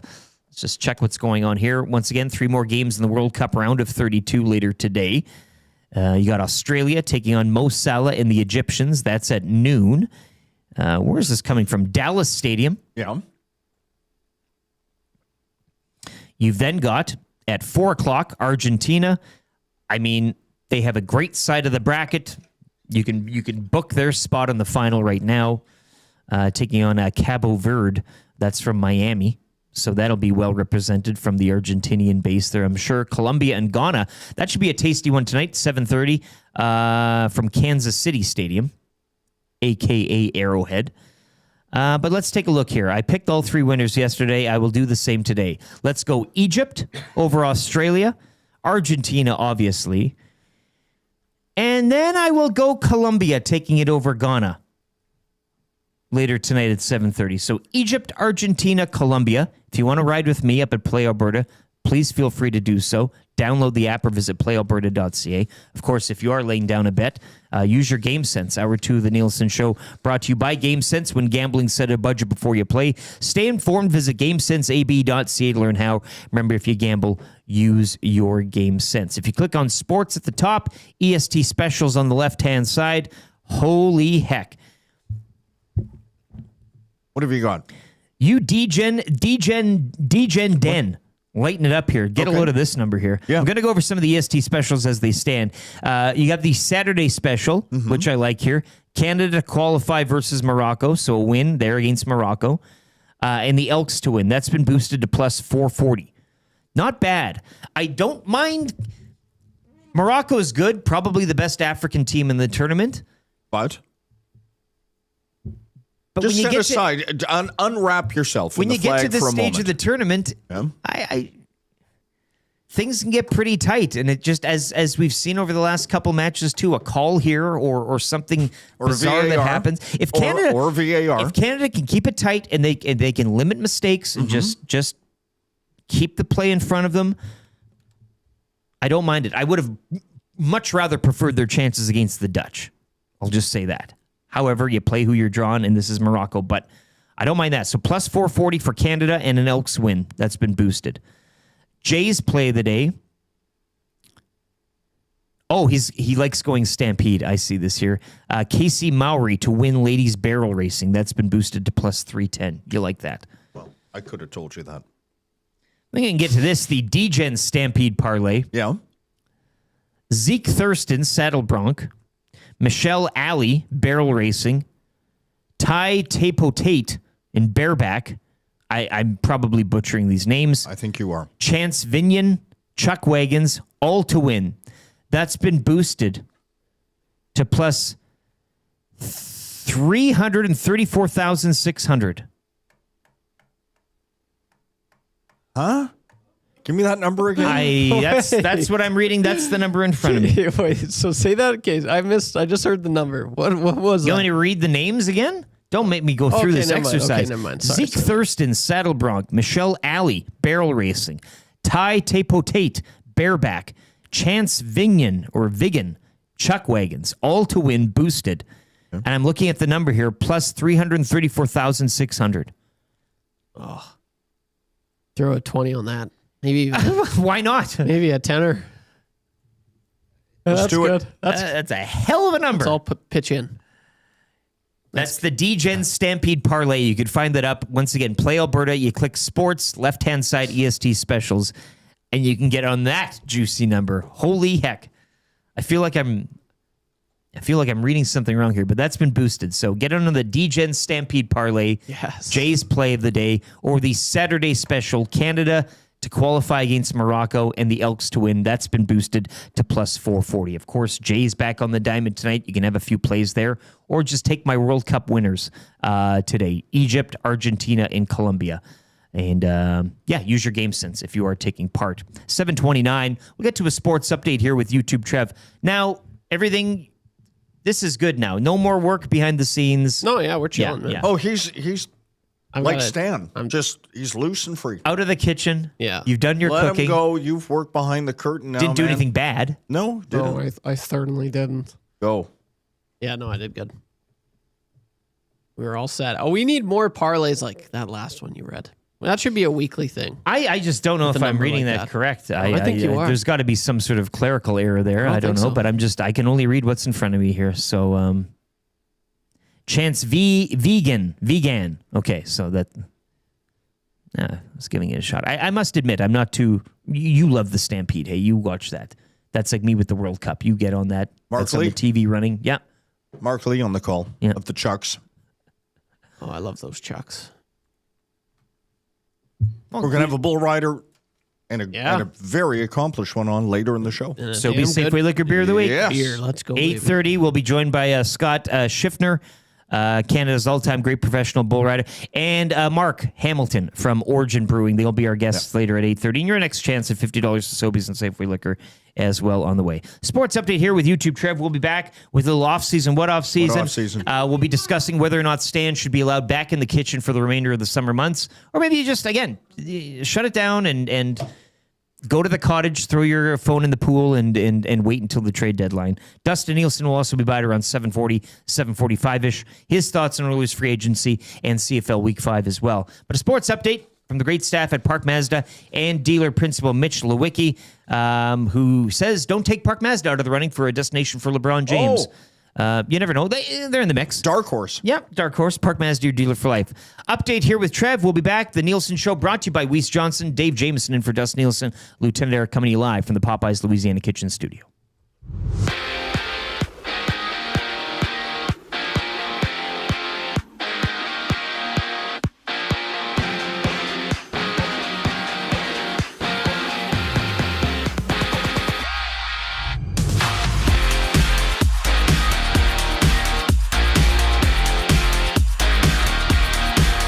What an absolute clinic from Vernon Adams Jr. last night, racking up 405 passing yards and matching a Stampeders franchise record with 6 touchdown passes. Calgary walks away with a 58-36 victory, bumping their record to 2-2 on the year. More CFL action tonight as the 2-1 Saskatchewan Roughriders roll into Ottawa to clash with the Red Blacks at 5:30, and our very own Dustin Nielson has the call right after that. Tomorrow, your undefeated Edmonton Elks look to push their streak to 4-0 as they battle the Lions at 7 o'clock. Make sure you lock in early for the Matt and Mill Green and Gold kickoff show starting at 6. Over at the World Cup, the round of 32 delivered total drama as Portugal squeaked out a gritty 2-1 win over Croatia. Meanwhile, Spain cruised past Austria 3-0, and Switzerland handled business with a 2-0 shutout over Algeria. This all sets the stage for tomorrow at 11, where Canada faces Morocco in a massive do-or-die round of 16 battle in Houston. Tonight, the Blue Jays open up a 3-game weekend set in Seattle at T-Mobile Park. Dylan Cease is taking the bump for Toronto against Seattle's Luis Castillo. First pitch flies at 8:10. How about the Edmonton Riverhawks? They fought off the Bellingham Bells 6-5 last night to capture their 7th straight victory. The boys hit the road immediately for a 3-game weekend set starting tonight at 7:05 against the Wenatchee Apple Sox. Finally, your Edmonton Stingers hit the hardwood in Vancouver tonight at 8, hunting for their 4th straight win. You can catch the broadcast for both those local games right here on EdmontonSportsTalk.com. Sports Update is brought to you by the great staff at Park Mazda and dealer principal Mitch Lewicki, your dealer for life. Hi there. If you're like me, you like to picture yourself in luxury, even though there's absolutely no way you could afford it. And if you can, well, even better. Thankfully, I picture myself in something that is luxury, but still absolutely affordable, like the all-new Mazda CX-90 from Park Mazda. With the new luxury features like facial recognition settings and quilted detail Napa leather seating, I can pretend to be comfortable with all of my proper settings activated without even touching a button, thanks to Mitch Lewicki and the great staff at Park Mazda. I like to picture Mitch Lewicki as a figure skater. He wears like a white outfit and he does interpretive ice dances to my life's journey. Park Mazda, your dealer for life in Sherwood Park off Y Road, parkmazda.ca.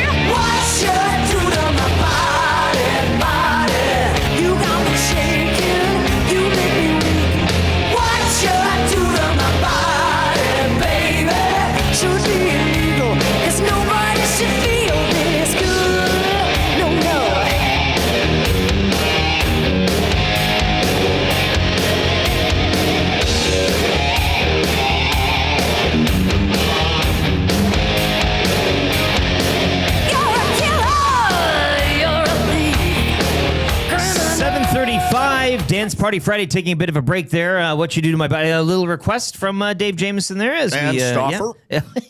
Let it roll. Yeah, let it roll. Let it roll. The Nielson Show continuing hour 2.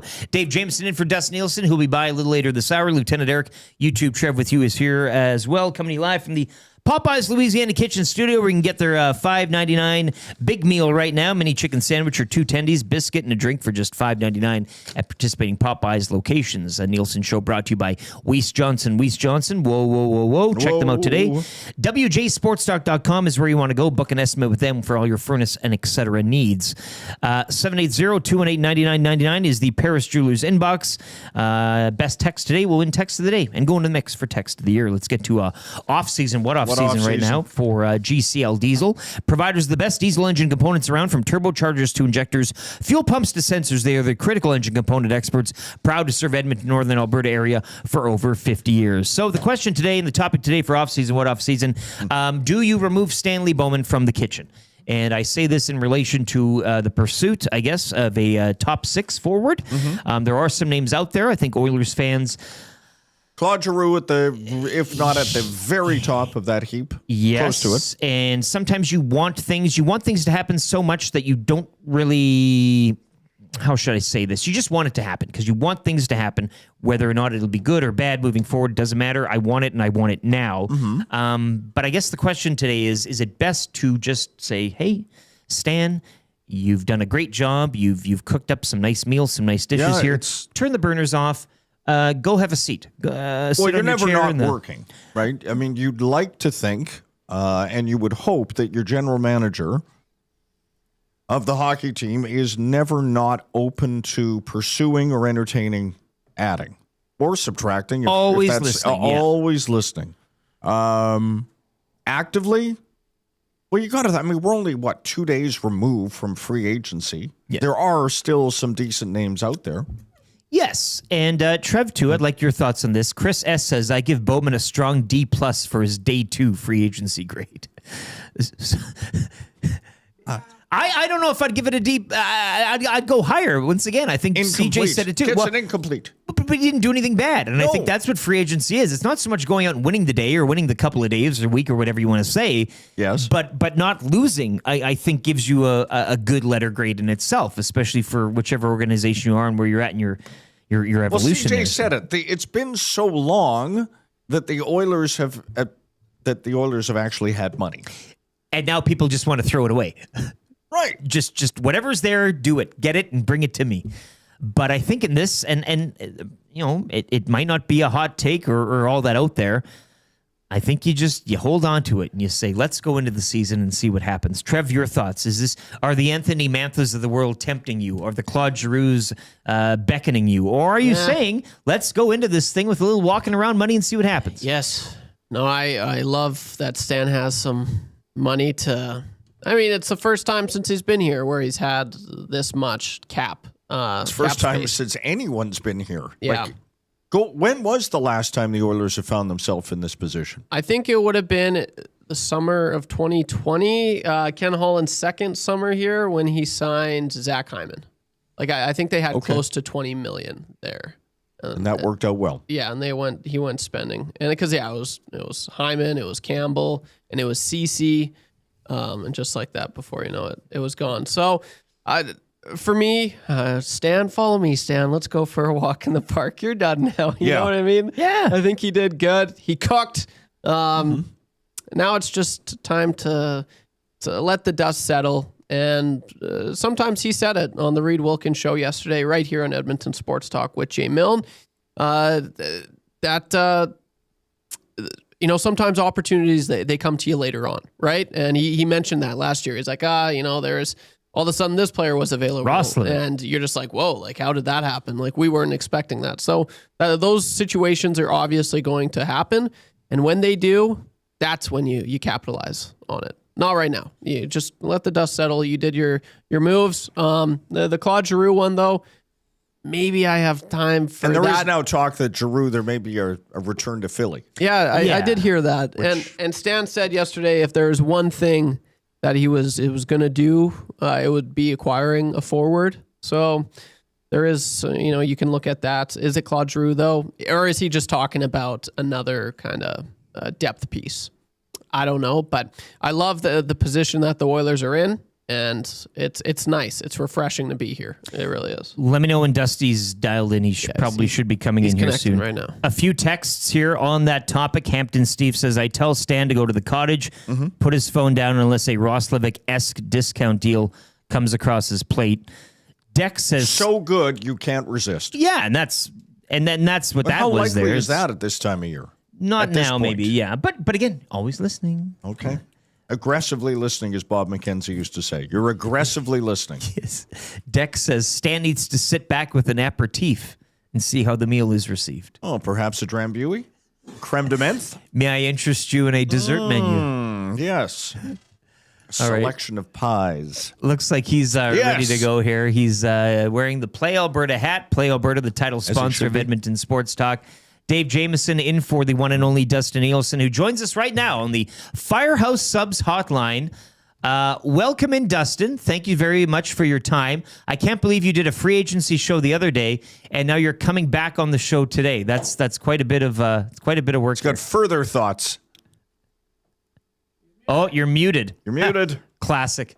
I think he's doing that on purpose, just because it happens all the time. I don't know. It's been happening a lot recently, Dusty, so we might just have to reconnect. That's the Firehouse Subs hotline for you. You can get a little hot, sometimes too hot.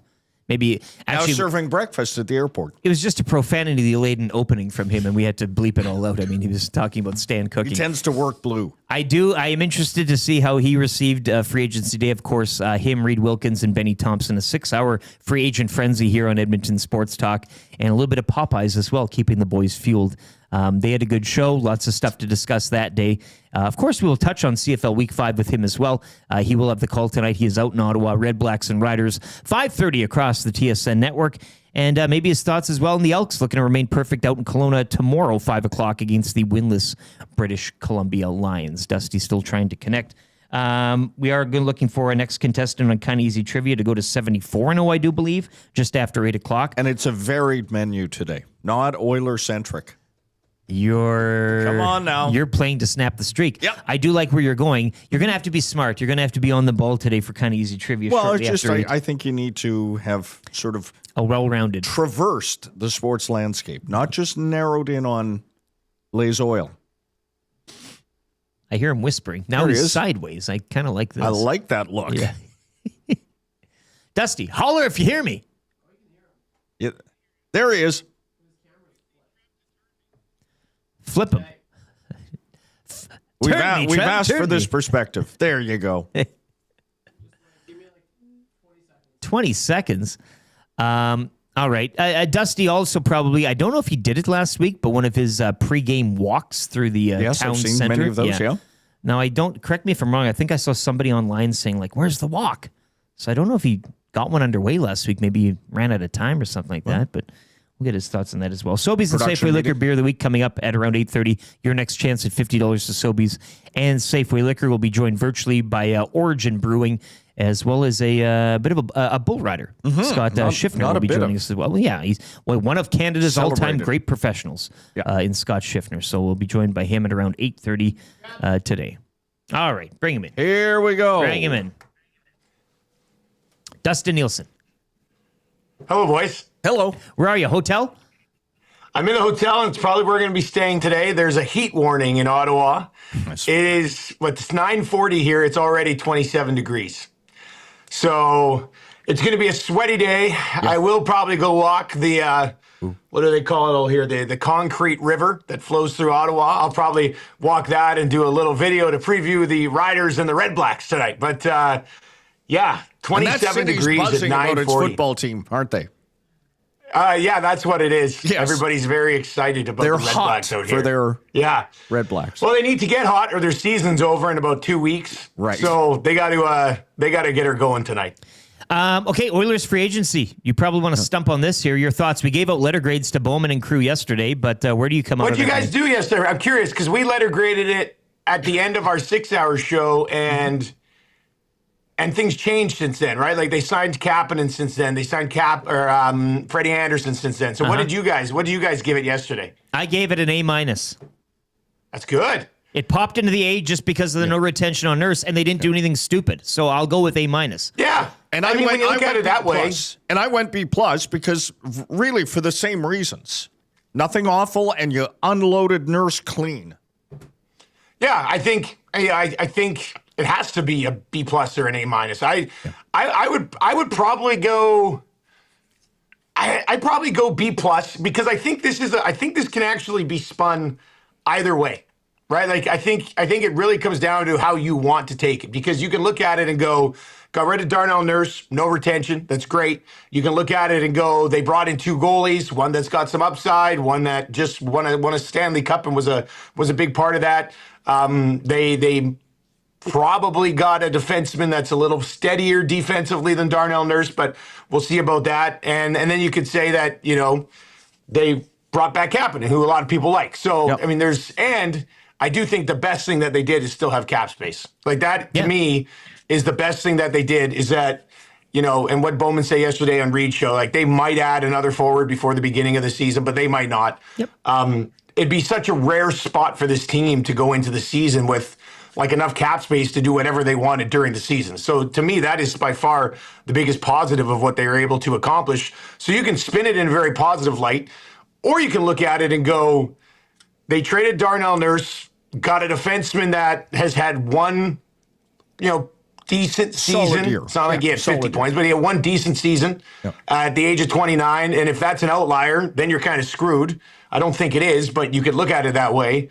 You can look at it and go, well, they have a goaltender that has really just been stuck in the American League for the last year and a half, and Freddie Anderson, who probably can't play more than 30 games, and they're bringing back the same forward group, right? So you can pretty much spin it however you want. But I think when it's all said and done, the fact that they have as much cap space as they've had, and like you guys said, they got off Nurse with no retention. Compared to what we've seen over the last year, Stan Bowman did pretty good work on July 1st. Now, I will say that 2 July 1st ago, I was sitting there being like, Arvidsson, Skinner, great day. Like, this is awesome, right? So, and I know back then people were like, Jeff Jackson is cooking.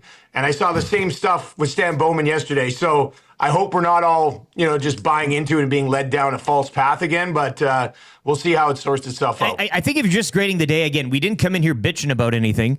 And they unloaded Nurse with no retention. And that, to me, is the big... Now, you can, as you did, visit all these things in isolation and say, well, Freddie could play 30 games, or he could play more. Like, those will all come out in the wash eventually. And that'll be a grade for later on in how this all transpires. But just the day itself... You should be in a spot come playoff time. You'd hope that you've got Freddie Anderson starting your first playoff game, which is, a healthy Freddie Anderson is an upgrade over what they had last year. And I would assume that there's another significant piece brought in up front before the playoffs too, right? So the team that we see now to start the season is going to be different come playoff time. I thought it was interesting yesterday. I think Reed asked Stan at, what would you say to somebody if they're like, tell me why you are better today? And his first answer was still his coaching staff, right? Like, the roster is different. Mm-hmm. You hope it is better. But Stan still kind of points to the coaching staff being the biggest difference maker. Hey, can you answer this question for me, Dustin? In previous times, the Oilers have added a player or players who've come in with championship pedigree. And the talk always seems to come back to they need guys with rings. They got a goaltender who's just been part of a Stanley Cup winning team, a huge part of them getting there. I knew it wasn't there at the end because of injuries. Why are people not citing that with Freddie Anderson more than they are? They immediately go to the injury stuff. The Stanley Cup caliber stuff? Yes. I think probably the big reason for that would be that he did it behind Carolina, who is... Still got to do it, is my response. A much better hockey team than the Edmonton Oilers have been. Undoubtedly. And I think they also look at it and go, well, the other guy came in and was just as good and won the Stanley Cup too, right? Duly noted. So, I think it also comes back to some of the previous playoff failures that Freddie Anderson had. So, if they're going to run the 3 goalies, like Stan said, they're going to run the 3 goalies. You're probably going to be able to play Freddie Anderson for like 30 to 35 games, and if you can keep him healthy. Freddie Anderson's a pretty quality goaltender. I will say this, though. I think it was Spec wrote an article like the Oilers, for the first time in the Connor McDavid era, have elite goaltending. And I mean, Cam Talbot was top 5 in Vezina voting one year with Connor McDavid. And Mike Smith's career, up until this point, prior to Freddie Anderson being part of a cup contender, Mike Smith's numbers are just as good as Freddie Anderson. So I don't think this is like a major outlier. Oh my God, he's the best goaltender that the Oilers have had in the last 12 years. I think it's disrespectful to Mike Smith in the season that Cam Talbot had. Plus, they're going to be playing 3 of them, throughout the year, and hopefully they can find, a recipe that works there with the 3 goaltenders in the crease. But we'll see how it goes. It's definitely better than what they had, which was Tristan Jarry and nothing. So. Yeah. TSN's Dustin Nielson joining us here on the Nielson Show. Dave Jamieson, Lieutenant Eric with you. Did you have Vernon Adams Jr. starting in fantasy last night? He is my quarterback in the Cavis Reed Fantasy Football League of Adult Things. So that was incredible last night. I mean, VA. This is the tough part about Vernon Adams, right? As we're watching that game here last night, the conversation was, God, I hope he doesn't get hurt in 2 weeks. Well, he's a summertime boy. Right. This is the thing. Like, we've seen Vernon Adams get off to incredible starts. In BC, he got off to some incredible starts. But that was fun to watch last night. Like, when he threw his 6th touchdown and it was with his left hand as he was being taken down, it's just VA was cooking last night. So I think he finished with over 50 fantasy points. And Calgary now all of a sudden put together back-to-back wins, shaping up nicely for Labor Day. Can't wait. But Toronto, I mean, defensively, that was a bit of a nightmare. I mean, there was a couple of touchdowns that simply can't happen. Like, guys were completely wide open. So great start to the week as far as an entertainment perspective goes in the Canadian Football League with Vernon. Vernon Adams is just a guy. I don't know how you guys feel, but. Like, I want that guy to have success. I want that guy to lead a team to a Grey Cup. High on the likability scale. Absolutely. Oh, man. And he's undefeated in Stampede Bowls. He's 2-0. Take that, Flutie. Davis Alexander. You got the game tonight, Ottawa, Saskatchewan. How do you see this one going? Does Saskatchewan get it back right again? And, I mean, do we see a little MBT perhaps tonight? I don't know if we'd see MBT tonight. This is a classic Jake Mayer revenge game against the team that he won a Grey Cup with last year, right? So we'll see. Jake had that really good second half last week. Yeah. But prior to that, it kind of been a little bit hit and miss. I'm assuming, like, if they go to 0-4, I mean, you brought in MBT for a reason. I could very, very much see that. Kind of, against Edmonton, an opportunity for them to switch things up a little bit next week. But, we'll see. I mean, Ottawa desperately needs a victory. He's got a lot of weapons. I mean, Gino Lewis and Justin Hardy and Pimpleton and Everhart's had a great start to the season. So we'll see what Ottawa could do. But the Riders, I mean, the Riders aren't going to be happy. They're going to get back into the win column. Right. And it's really funny because we got Trevor Harris here in Ottawa tonight. And since Trevor Harris left Ottawa, and remember there was like they decided to sign Dominique Davis instead, and they let Trevor Harris go. Yeah. Since they let Trevor Harris go after he had like a really good season, they've only won more than 4 games once, and they've had 13 different quarterbacks start since they decided to move on from Trevor Harris, which ended up being a major mistake here for Ottawa. So it's kind of fitting that Trevor Harris rolls in here tonight as a Grey Cup champion against an Ottawa team that's had a quarterback carousel for the last 4 years. Nathan Rourke puts up great numbers. He is playing well, but not well enough for the BC Lions to have any wins. They can't. That defense is just simply not good enough, Dustin. Yeah, no, their defense is atrocious. I would probably say BC Lions defense is the worst unit in the league as far as if you took all the offenses, all the special teams units, and all the defenses. The BC defense is probably right at the bottom, and their special teams probably weren't much higher, and that got their special teams coordinator fired last week. So, Nathan can be as special as he wants, but if your team's going to give up 40 points, he's going to have to grind out some pretty good offensive games, and he's capable of it. But I think Nathan, even on the offensive side of the ball, like I think there's areas where the BC Lions can be better, maybe early in games, that helps their defense stay off the field a little bit. I don't think they've been overly efficient early in football games, so we'll see what ends up happening with the BC Lions. But this is a real clash of two different style of teams, right? Like Rourke is going to go out there and want to sling it, but it's against a defense that's been very good so far this season. And I'll see if maybe Cody Fajardo opens it up even a little bit more this week, and maybe they don't have to rely so much on Justin Rankin, which is fine if they do, but they might not have to. Since you were on the show last on Tuesday, have your habits switched in terms of perhaps finding new LeBron gear or dusting off some of the older vintage gear of What's your best for Well, you? I've ordered the swag of the Cavs and the Warriors, and then 76ers. It'll be, well, you know what?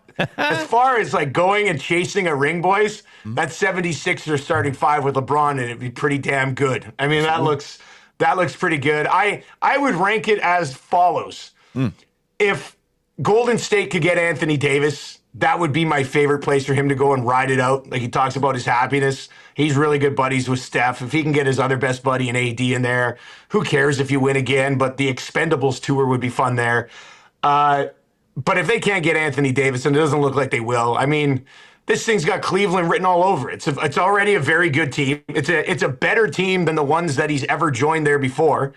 And you get to go home for a year, maybe two, and ride this thing out with a team that was a contender in the East. So I think it would also be great for his legacy if he could turn James Harden into a champion, because that dude's a perennial loser.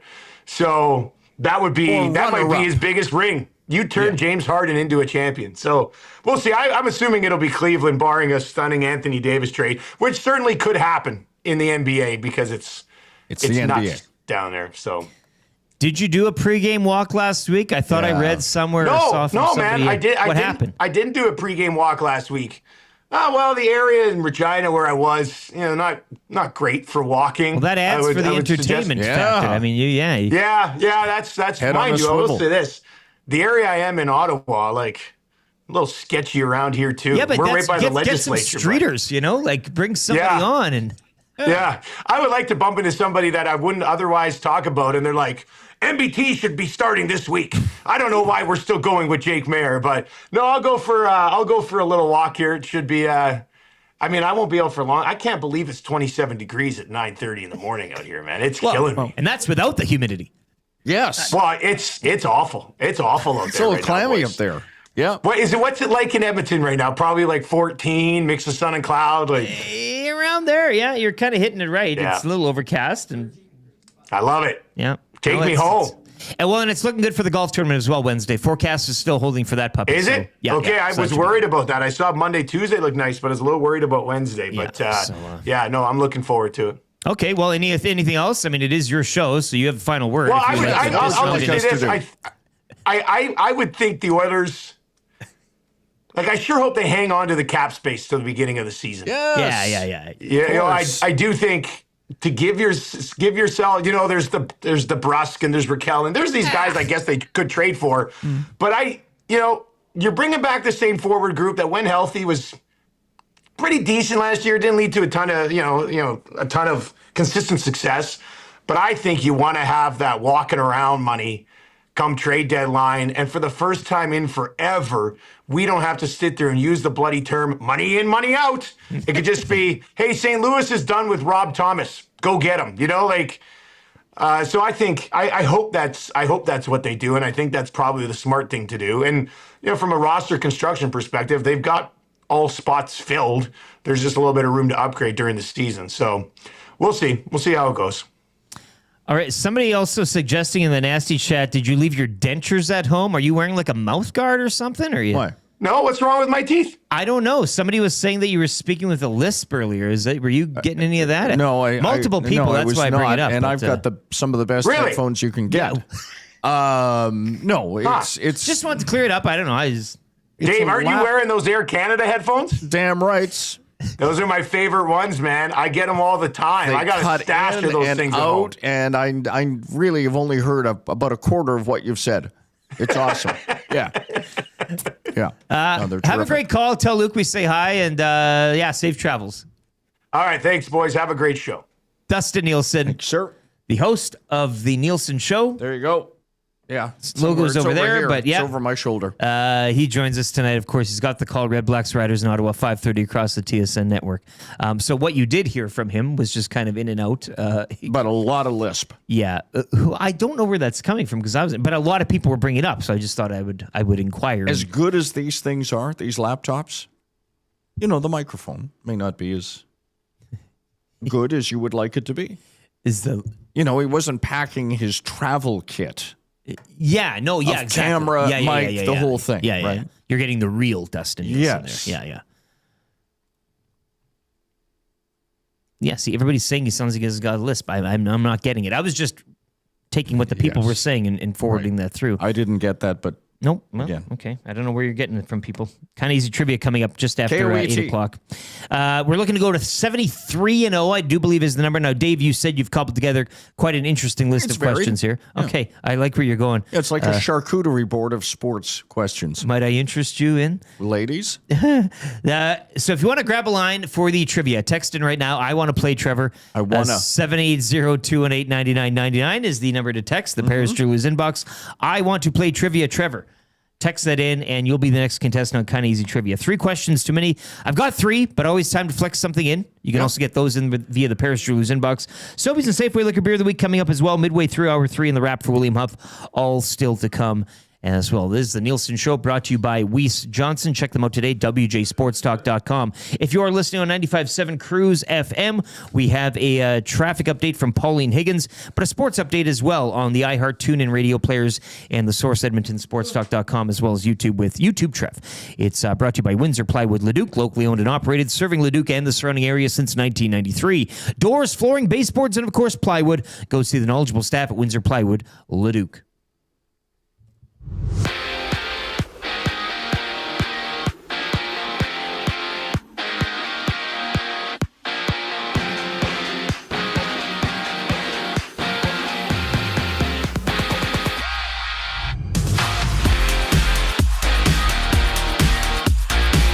Vernon Adams Jr. was lights out last night, throwing for 405 yards and tying a franchise record with 6 touchdowns to lead the Calgary Stampeders to a blowout 58-36 win over Toronto. Stamps now improved to 2-2 on the season. The football action keeps rolling tonight. The 2-1 Rough Riders head into the nation's capital to battle the Red Blacks. Kickoff is set for 5:30 with our very own Dustin Nielson on the call, and the Elks look to remain undefeated when they face the BC Lions with the 7 o'clock kickoff tomorrow.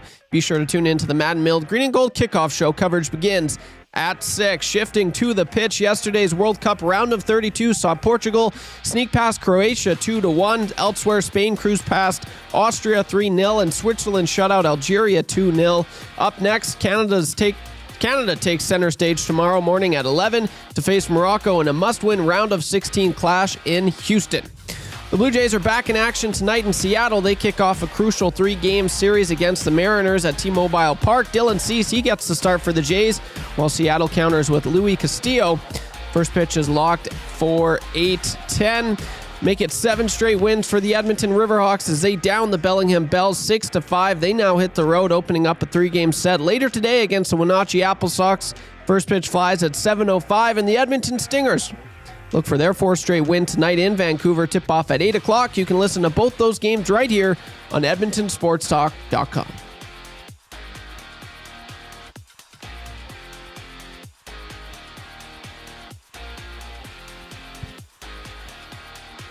The Sports Update is brought to you by Windsor Plywood Leduc, locally owned and operated, serving Leduc and the surrounding area since 1993. Doors, flooring, baseboards, and of course plywood. Go see the knowledgeable staff at Windsor Plywood Leduc.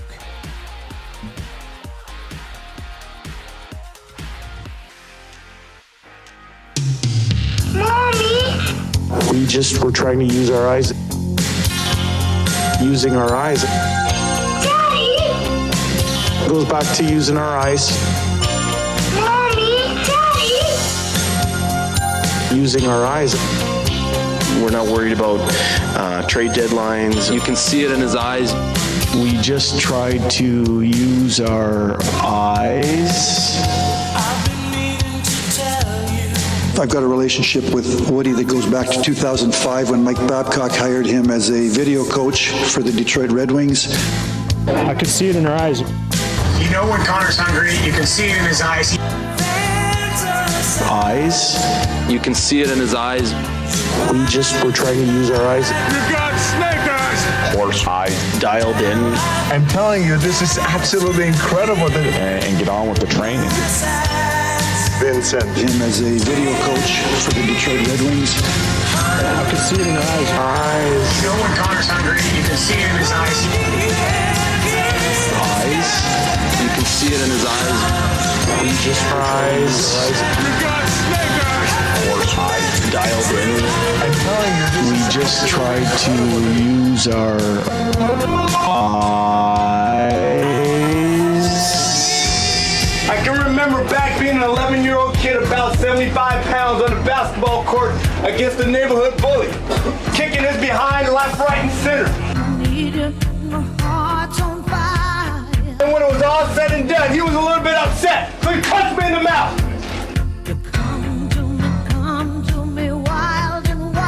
My uncles were over on the side observing, talking amongst themselves, adult things.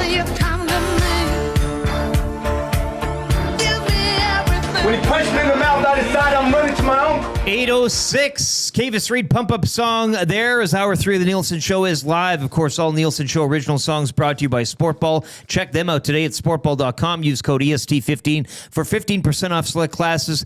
Get your little one involved. Soccer, baseball, basketball, football, and more. They focus on fun first, no pressure, just playing the game and learning as you go. Dave Jamieson in for Dustin Nielsen, Lieutenant Eric, YouTube Trev. You heard there on the sports update. We're coming to you live from the Popeyes Louisiana Kitchen Studio. Welcome back to everyone listening on 95.7 Cruise FM. Of course, you can listen to us on the iHeart TuneIn Radio app, EdmontonSportsTalk.com, or on YouTube. And if you are watching along today, smash that thumbs up, give us a like, and subscribe to the channel. The live local sports talk does continue throughout the day, 9 to 11. We got the Hangout. Jay Milne has done his weekly regular Friday coffee call here, so he'll be in. How good of him, eh?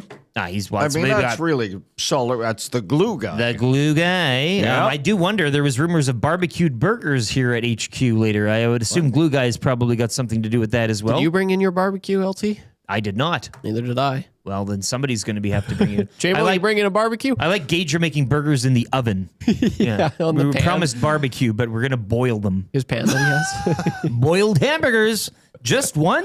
Dunking them in water. Yeah. Like a lobster. A sous vide, if you will. Yeah, just boing. Yeah, why not? Yeah. So Jay Mill, Matt, I wanted to all to hang out alongside a special guest 9 to 11 today. Then it's the Lock Shop with Maddie Iwanek, 11 to noon, noon to 1. It is the Oil Stream with Reed Wilkins and me. Yes, YouTube Trev. That's noon to 1, 1 to 3, EST afternoons, Joaquin Gage and Hernan Salas, and the Reed Wilkins Show taking you home 3 to 6 alongside Jason Milne and the Coob, Zachary Kubish. So if you're listening on 95.7 Cruise FM, the sports talk doesn't stop at 9. No. We will continue all day, live local, 6 to 6, Monday to Friday here on Edmonton Sports Talk. Sobeys and Safeway Liquor, beer of the week still to come. Trev's wrangling up somebody for kind of easy trivia right now. And the wrap for William Huff to come later on this 73? hour. Is that what we're at? 73, I do believe, is the rough number. Hour 3, though, is brought to you by GD Liquidators, Auctions and Appraisals. You mention EST, you get 5% off. Simple as that. Anything new or used. Monthly online auctions can be viewed at gdliquidators.com. Canadian owned and operated. Make them your first call, 780-447-2787. Or check them out, 14510 124th Avenue. Contestant will be playing for Mr. Mike's. I believe it is it Road Dog Trev. Did I hear you say? Yeah. Road Dog Trev will join us. Dave, you remember your best summer? Sure. Well, this one's about to top it. Vaguely. Welcome to Camp Mike's at Mr. Mike's. Mess hall, waffle fry nachos, campfire mojitos, and stories that get better every round. Camp Mike's. Come make it a summer to remember. Mr. Mike's. Eat locally, enjoy casually. Road Dog Trev, how you doing? I'm doing good. Fantasy team had a decent day yesterday, so. Very nice. Did you also have Vernon Adams Jr. starting on your quarterback position? I didn't know. That's all Dusty in our league, unfortunately. Oh, so you still had a good night, though? Still had a good night. Clark Barnes helped me out. So. Okay, yeah, lots of things to go to last night. You played before. You know how it goes. We're looking to make it 73-0. You're playing for $25 to Mr. Mike's, unlocking a Club Beat Loop remix from the vault. You need 3 out of 5. We'll start the ticker after Dave reads the first question. Good luck. Alex Ovechkin plays for which NHL team? Washington. Has Alex Ovechkin played for any other NHL team? No. What tennis tournament is underway in England right now? Wimbledon. Is Vernon Adams a CFL quarterback? Yes, he is. Canada plays whom in the World Cup on Saturday? Morocco. It's a pleasure to be with you guys.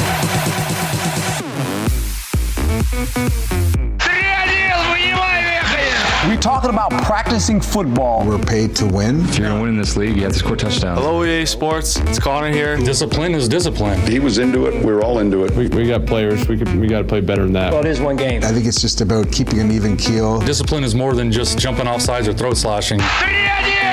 Don't boo my guys. Guys like Cooper, guys like Todd, guys like Todd. Turnovers usually decide the game. And so... Bortles. Todd. Bortles. I'm a snooze fest. I'm absolutely a snooze fest. Here on the field, from up close, just watching. I'm not even kidding. I think I blacked out. You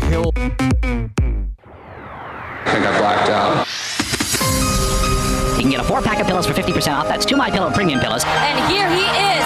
Did he make the catch? Oh, he did! Having the time of his life. Here we go. The time of his life. Lofts it over the middle. The post to Jordy. Touchdown! Touchdown, Jordy Nelson! Dominated. He goes up to get it.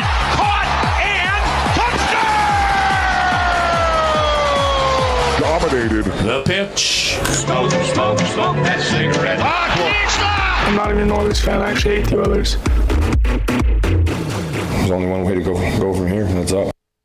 Wow, look at that. A Clubby Lubricants from the Vault. Road Dog Trev, 73-0 right now. Wimpleton. Yeah. Hey, we'll take it. Why not? Close enough. Yeah, close enough. Exactly.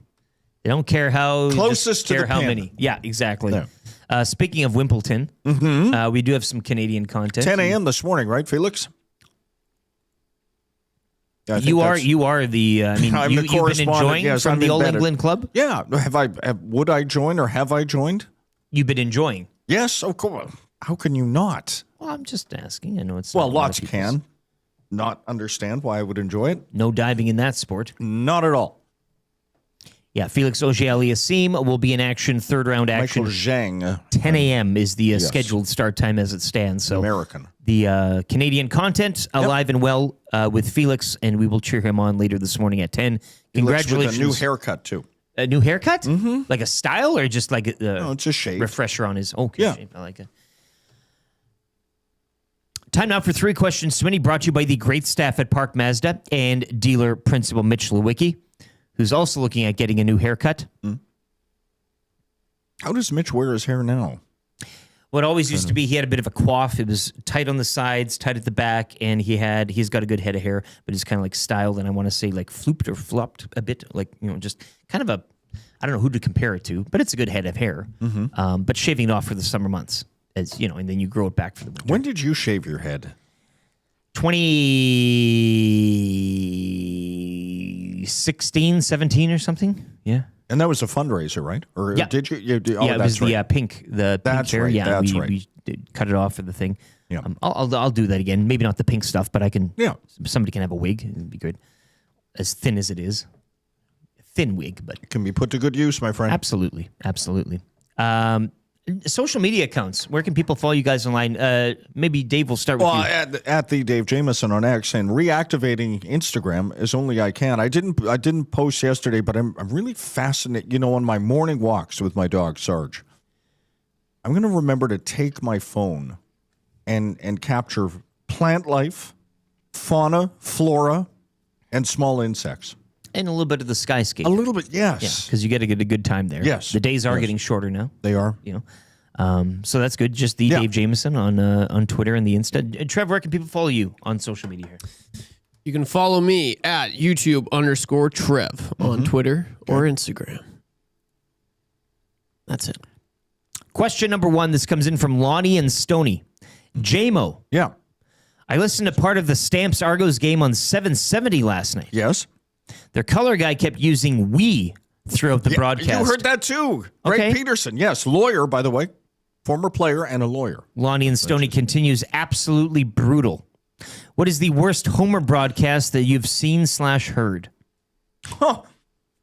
I I heard that last night as well. I was listening. You mentioned that earlier without Lonnie bringing it up. But. Right. And I caught that. And I've known those guys, Mark and Greg, and they do a good call, but do a very good call. But that did stand out for me. And I'm trying to think. I don't recall them calling it we before. Now, Greg played for the Stampeders for many years. Very good player. So there's a... But still, when I worked in Vancouver and the station CKNW, we had the Canuck broadcast for years and years and years. And Tom Larscheid was the color guy, much beloved. But Tom would lose his mind at times and would yell at the referees, clearly forgetting that he was high above the ice at the Pacific Coliseum. No one could hear him. And that, and maybe the play was worthy of some reaction, but comes through really well on air. Well over the top. Yeah. You love hearing that on the... Yeah. He was the Canucks in that moment. Whereas Jim Robson was, because he'd seen so much lousy hockey, was a little more measured in his comments. The one in Boston, what's his name? Jack Edwards? Yeah. See, I think if it's a feed though that is, you're tuning in. Yeah. Now Lonnie and Stoney was just tuning in. I don't know why he had to listen to it there. On the road, wanted to catch the game. But if it's Stampeders radio or if it's Bruins hockey, there is an expectation too that there is a little homer. It should be. My friend Brian Hall. Yeah. The great Brian Hall, longtime voice of the Edmonton Eskimos, was unabashedly a homer. And he would say, "Yeah, well, that's what I'm supposed to do." Yeah, I'm not a national voice. No, I am rooting for the team that I call to win, and he would have no issue with that. And he'd, gnaw your head off. 98% of the people listening are also fans of said team, so that's where you would want to get your and so. I know when like Jack Michaels and Louis get the national games or whatever, like during playoffs or whatever the case. I don't know. Then people will listen in and be like, "Oh, what are they? They're homers." Well, they do call the game, but if you are on a national broadcast, again, you should maybe have it a little more centered. Obviously, you're not just. That's why there are national voices, and then when you hear a Cuthbert, and I see the complaints about Craig Simpson and Chris Cuthbert and their Leaf guys. Well, yes, they call them all the time, but they also, I think, do a very good job when they move on to other series. But that's tough to do when you've been calling naturally one team and then you're supposed to then be. But I don't like when I am tuning into something and I'm expecting homerism and I'm not getting it because we're trying to balance things out. Well, no, you should be. I'm tuning into that particular. Therein the difference between a national voice like a Mike Tirico. Well, we don't have that in Canada, really. Dustin, is a national TSN voice. Yeah, but people can also say, well, he's in Edmonton, and then so there's always that hanging over you. Of course. Yeah, but there's nobody just sitting around waiting for just neutral games. Yeah. Exactly. Yeah. Who has no rooting interest in either team. They just need to call a really good game for both sides. Yeah. And they'll still hate you. Well, you'll always be hated. Of course. That's written into the contract. How it goes. Question number 2, where does LeBron end up?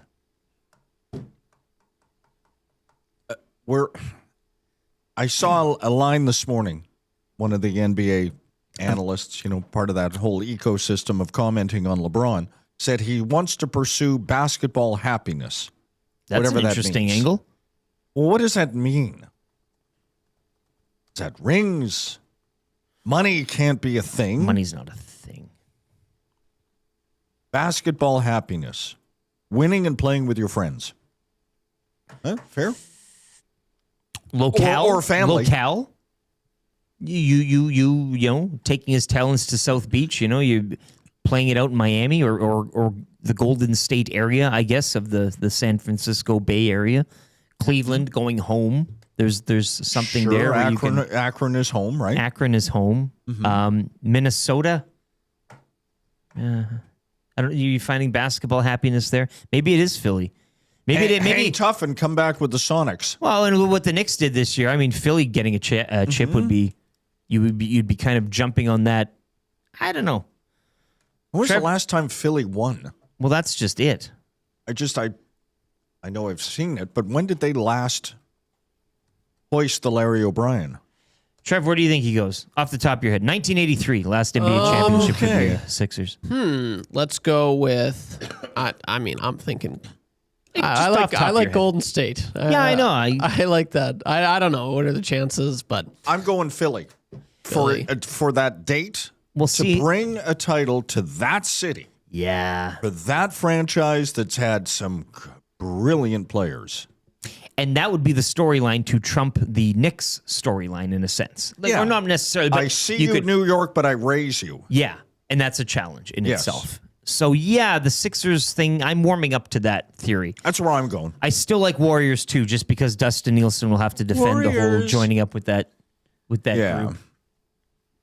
But they've had their recent success. And lots of it. But it is that place where guys just go, and then they do it. And it's seen as a bit of a cheat code. And I just think from our selfish point of view in the show, Dustin having to defend that. And buy more merch. Well, which I and like. buy him merch, which I don't mind. I want to see him draped in Golden State Warriors gear. But also having to defend all of that and the ugliness and all that come with it, I got a lot of time for that. Yes. A lot of time for that. Question number 3. It is National Stay Out of the Sunday. Stay out of the sun day. Not stay out of an ice cream sundae. Favorite way to beat the heat?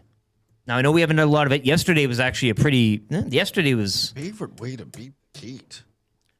Favorite way to beat the heat? 780-218-9999. Trev, do you have a way to beat the heat as opposed to just staying inside in your basement suite, which I'm sure is probably pretty cool during the warm summer months? Certainly is. Yeah. It would have to be... it would have to be just fishing. I would say beating the heat and just got my hip waders on and just go out in the creek. So go out putting in the more stream. clothing on. Yes, and rubber clothing. Yeah, honestly, it feels nice because you don't get that, water to skin sensation. There's a little bit of, material. So it feels great. It's like the perfect temperature. So you'd rather be dry in the heat than wet with some cool water. Well, it feels like you're wet, but you're not actually. So it cools you down, but you don't get wet. So it's pretty, but then always after I'm done fishing, like almost every single time, especially if I'm out on the stream, I'll just go jump in. If it's really hot, because I'll usually take like a 20-minute break and just kind of sit, maybe start a fire. Have a smoke. Yeah, I would always bring cigars. So you're starting a fire to beat the heat. Well, yeah, just to... He goes right towards the heat. He doesn't run from it, Eric. This is an interesting My angle. spots... He defeats the heat. They're usually in the shade, actually. So if I start a fire, I'm in the shade. It's perfect. And then I just, every now and then, I'll just go jump in the creek. Feels great. Why are we calling it crick? Well, because he's from southern Alberta. And that's how they talk down there. What do you call it? Creek. Oh. Yeah. So your favorite activity to do during the heat is fishing. And fire. But in just terms of you're here in Edmonton, swimming, it's swimming. 35 degrees. I'll go swim. You're getting wet. Yeah, I'm going to a water park. Like outside. Oh, outside. Getting wet is always good. Did you ever go to that water park down at Sylvan Lake? Yes. It was awesome. That was something. Yeah. Is it closed like all the other water parks? Yeah. Actually, I don't know. They had a run, didn't they? Problem with water parks, you build them. Yes. And then they age. And then it costs so much money to upgrade it that they're just like, just shut it down. Yeah, shut it down. We'll eat it. Yeah. We gotta go. What are you doing? A box of freezies or what? What do you? Oh, of course. Cut up the sides of your mouth with that hard plastic. And I make a scarf of freezies and just wrap it around my neck. Don't mind that. Yeah. Put them down your Head pants. to the basement. It is a blessing to have a basement. Yeah. Yes. And your basement, I assume, is nice and chilled. Trev, you're down there all the time, and it's just you don't have to move. It is so nice. For you, it's stay inside. I mean, you can just stay inside and you're fine. Yeah. You don't need to go out. My stepdad was over last week, and he was like, "Wow, it's actually too cold in here. Like, can I have a blanket?" I was like, "No, this is great." Vincenzo says soaking in the pool in the backyard. Hopefully, it's one of those little kiddie pools and not an in-ground one. Get the sprinkler on back home. Like, that was always so much fun. I don't know if my landlord would let me do that now. Oh, and invite him along, and it would look weird if you it's can just frolic me. on the grass. Running through the sprinkler was damn good. Hey, yeah, like that's like just running through. Either that or stopping, the slip and slides. Slip and slides, yes. classic. There was that crocodile themed one. Yes. I can't remember what it's called, and you'd go through and it'd be like the mouth or something, and you'd hit that bump at the end. Water balloons, water balloons, water guns. Water gun, Super Soakers, Super Soaker, Super Soaker 50. That was kind of your. Oh yeah, Super. That was your main gun. That was some heavy artillery. Eh? Well, you could get the other ones like Super Soaker, like 10 billion, and then you have like the packs. Just keep pumping it. You know, like Rambo out there. Keep pumping it, and then just you get that pressure going. Oh and, yeah, just call over your friend or brother and right in the face, and they just hate you forever. Yeah.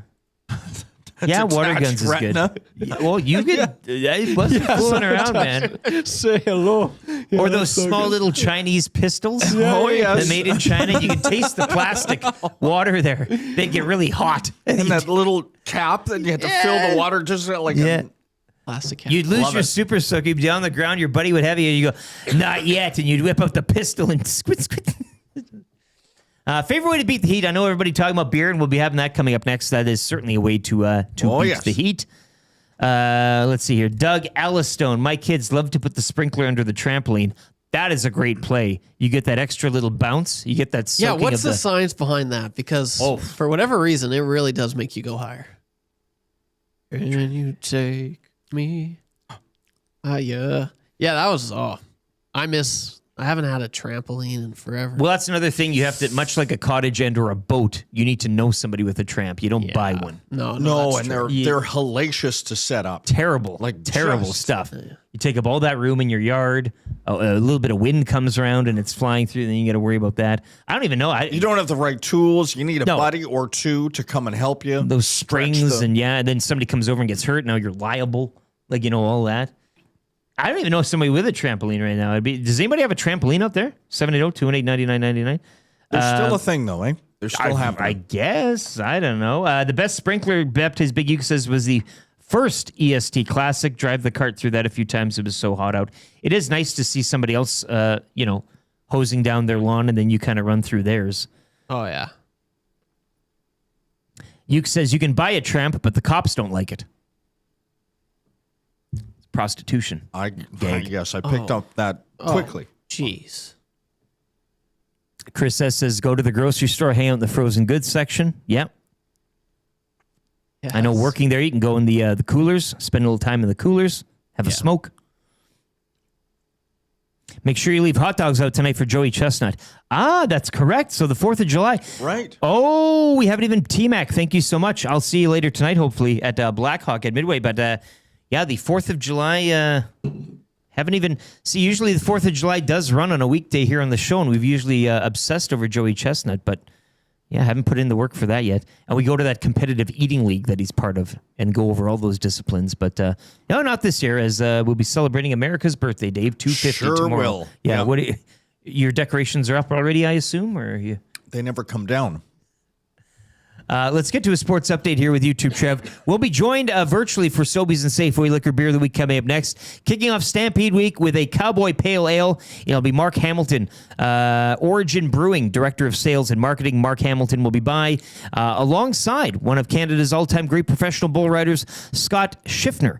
So they'll be joining us both virtually coming up next, and it'll also be your next chance at $50 to Sobeys and Safeway Liquor. Hour 3 of the show brought to you by GD Liquidators Auctions and Appraisals. Mention EST, get 5% off anything new or used. Don't miss their monthly online auctions, gdliquidators.com. They are Canadian-owned and operated. Make them your first call at 780-447-2787 or check them out, 14510 124th Ave. If you're listening on 95.7 Cruise FM, we'll get a quick look at the traffic with the always incredible Pauline Higgins. Trev's got the sports update. Dave Jamieson in for Dustin Nielson. Lieutenant Eric, it is the Nielson Show, brought to you by Weiss Johnson. Beer of the Week coming up next.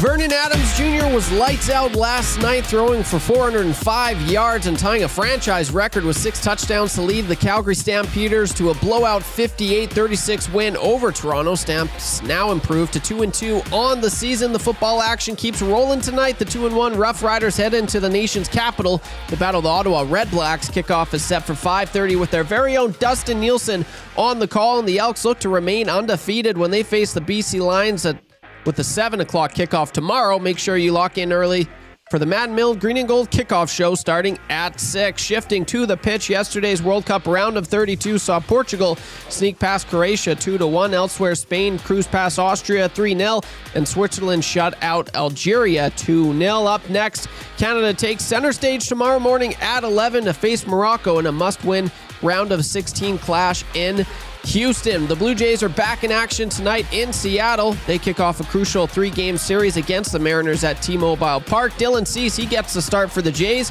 while Seattle counters with Luis Castillo. First pitch is locked in for 8:10. Make it 7 straight wins for the Edmonton Riverhawks as they down the Bellingham Bell 6-5.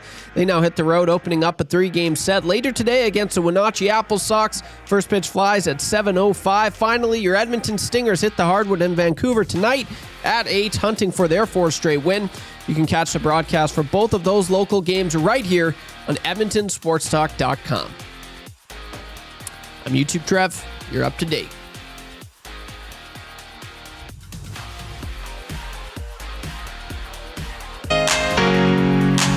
Yes.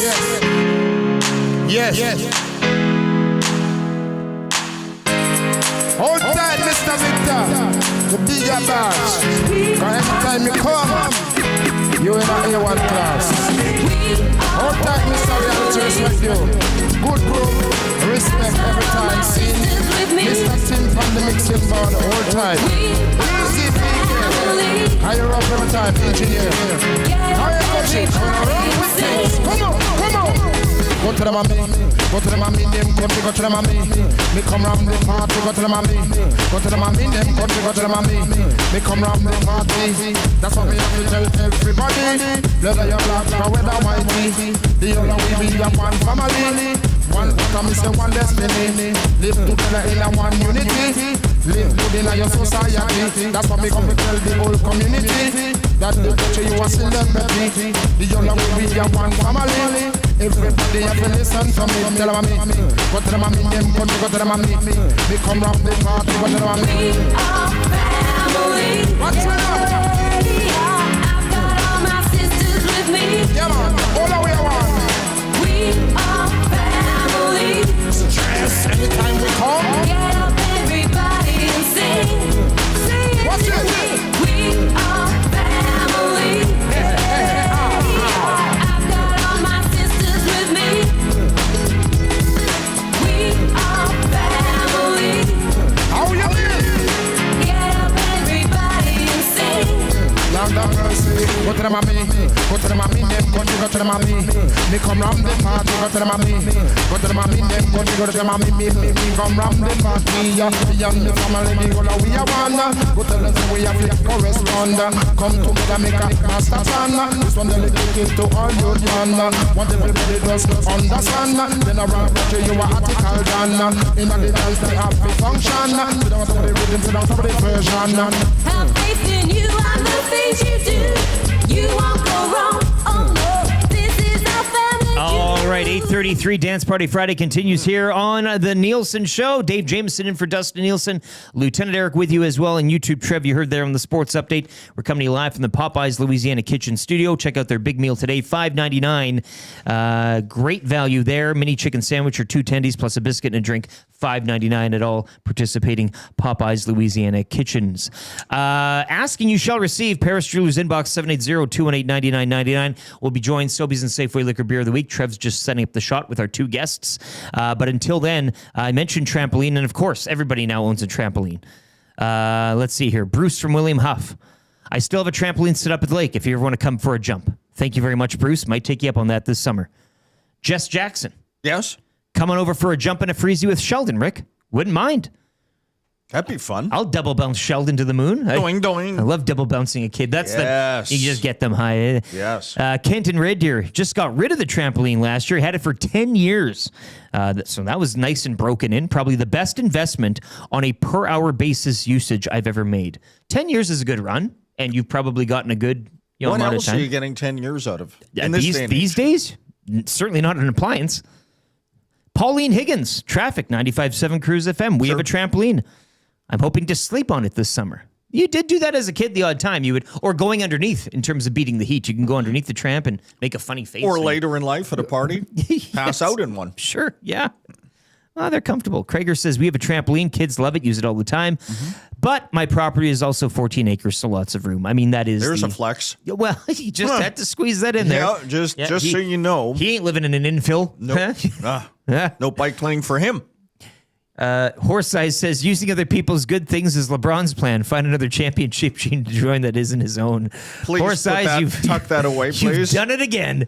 You've done it again, Horse you beautiful eyes. bastard. I tell you, that's a hell of a text. Scuba Steve says, JMO has the red, white, and blue U.S. bunting wrapped around his house year-round. Yeah. My entire abode looks like opening day in baseball, hey, with the bunting. I like that. Yeah, the outfield fence. Yeah, and you raise the flag every morning. Everything. Both anthems. All the anthems. All the anthems. Homer Simpson, Trambampoline. Yes, Chris, that's another good one as well. It always ties back to The Simpsons. Looks like we're good to go here. Yeah, this is we usually have one guest joining either in studio or virtually. We got two guests today, so Trev really earning his keep today. We're getting the good wide shot here of both guests, and let's bring him in. Dave Jamieson here, Lieutenant Eric with you. We're joined by Mark Hamilton, Origin Brewing, Director of Sales and Marketing is Mark, and also joined by, it says here, one of Canada's all-time great professional bull riders, and we'll go over his accomplishments as well, in Scott Schiffner. Good morning, gentlemen. Welcome to the show. Good morning, guys.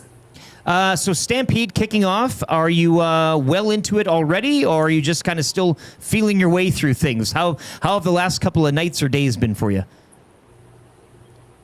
Well, I'm going to leave that up to you. I was down at the grounds last night for the industry party. That's kind of an annual thing that Bud Light puts on. So, but it was an early evening. I was home by 10 o'clock.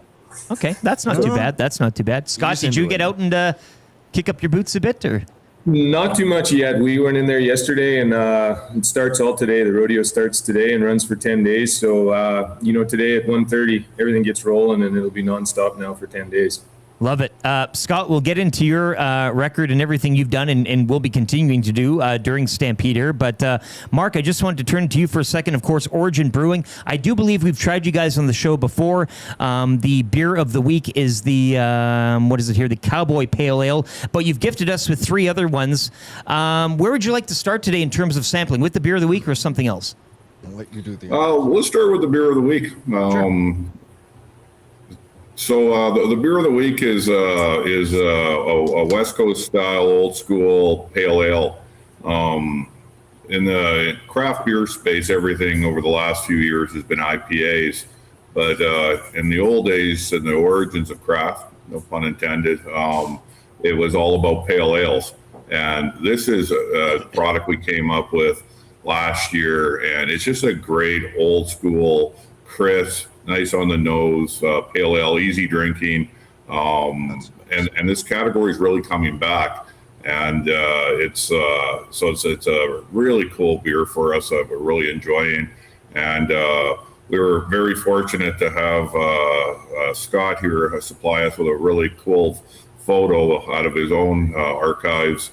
That's on the can. That's him. Okay, that's you, Scott.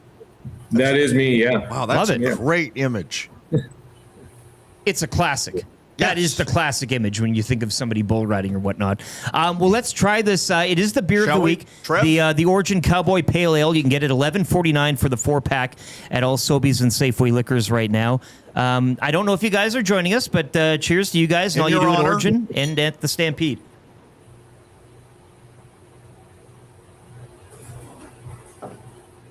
Yeah, that's really easy.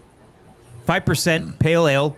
It's the Origin Malting and Brew Co. Cowboy Pale Ale, 5%. You can get it right now, as mentioned, $11.49 at all Sobeys and Safeway liquor for the 4-pack. If it weren't 8:30 in the morning, this wouldn't be my last one of these, if you know what I mean. Well, we can. Yeah, there's a few in the back that we can. I have to keep you restraint on with. Required. Yeah. Where would you like to go after this one here, Mark?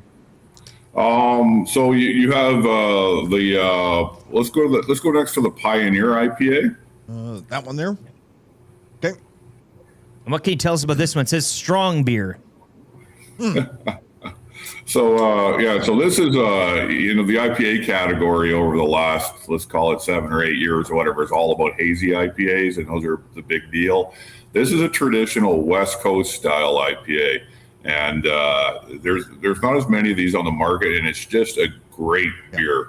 And if you look at the you look at the photo on the can, and if the story of the of Origin Brewing is that we're farm to glass, so the product comes off our farms to our malt house, and then we brew beer. And so the Hilton family have our 5th generation farmers in the southern Alberta area in Strathmore.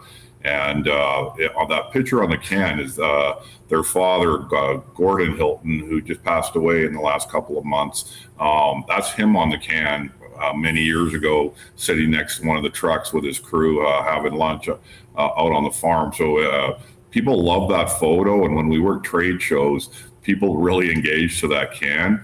And so that's a really helps tell the origin story. And what's really cool about this product is that it's old school West Coast. It's not a hazy. We have a hazy in our lineup, which is also an excellent beer. But I just love this beer because it's just your nice crisp IPA that's of yesteryear from the West Coast. Yeah, it's got a great color to it. Smells nice, 6.5%. Cheers. Cheers to everything at the Stampede as well, and hopefully everything goes good for both of you guys down there and what you're doing, both on the beer side and the stampeding side. So cheers to the strong beer.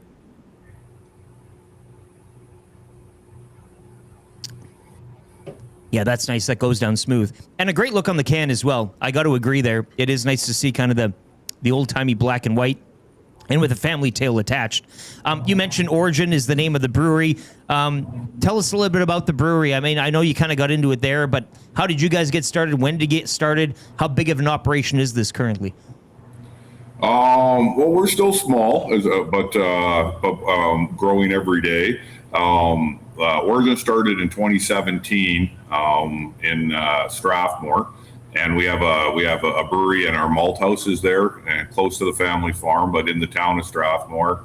And we have a great tap room that's just a going concern with great food and beer. And we're super embraced by the people of Strathmore, so very successful. And then we opened a second brewery in Calgary in June of 2 years ago, 2024. And so we have a second location where we do a lot of producing of beer in the northeast in Calgary, kind of the Marlborough industrial area. And we have a little tap room here as well. And we needed the second facility because we were running out of capacity in Strathmore. And we just added more tanks here in Calgary. So we're growing like crazy in an industry that's seen some hard times. We're growing and doing well, and we're very fortunate for that. It's pretty cool. So we've been around since 2017. It's always nice to hear from you guys. Like, we do this segment every Friday, and usually when I ask, or Dustin asks when you started up, and if it's that pre-2020 mark, we're kind of like, okay, well, there's got to be some sort of story and a lot of struggle that probably comes out of that, but it's good to see you're thriving and flourishing coming out of that difficult time.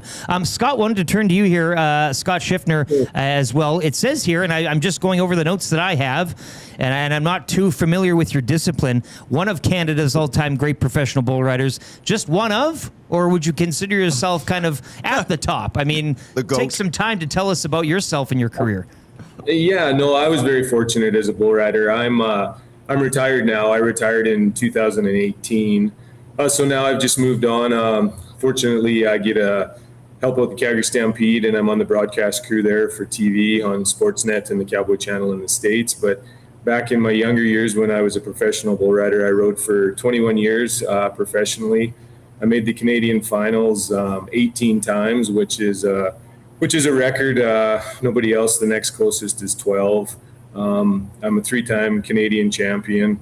I was fortunate enough to ride in the Olympics for Team Canada. Right.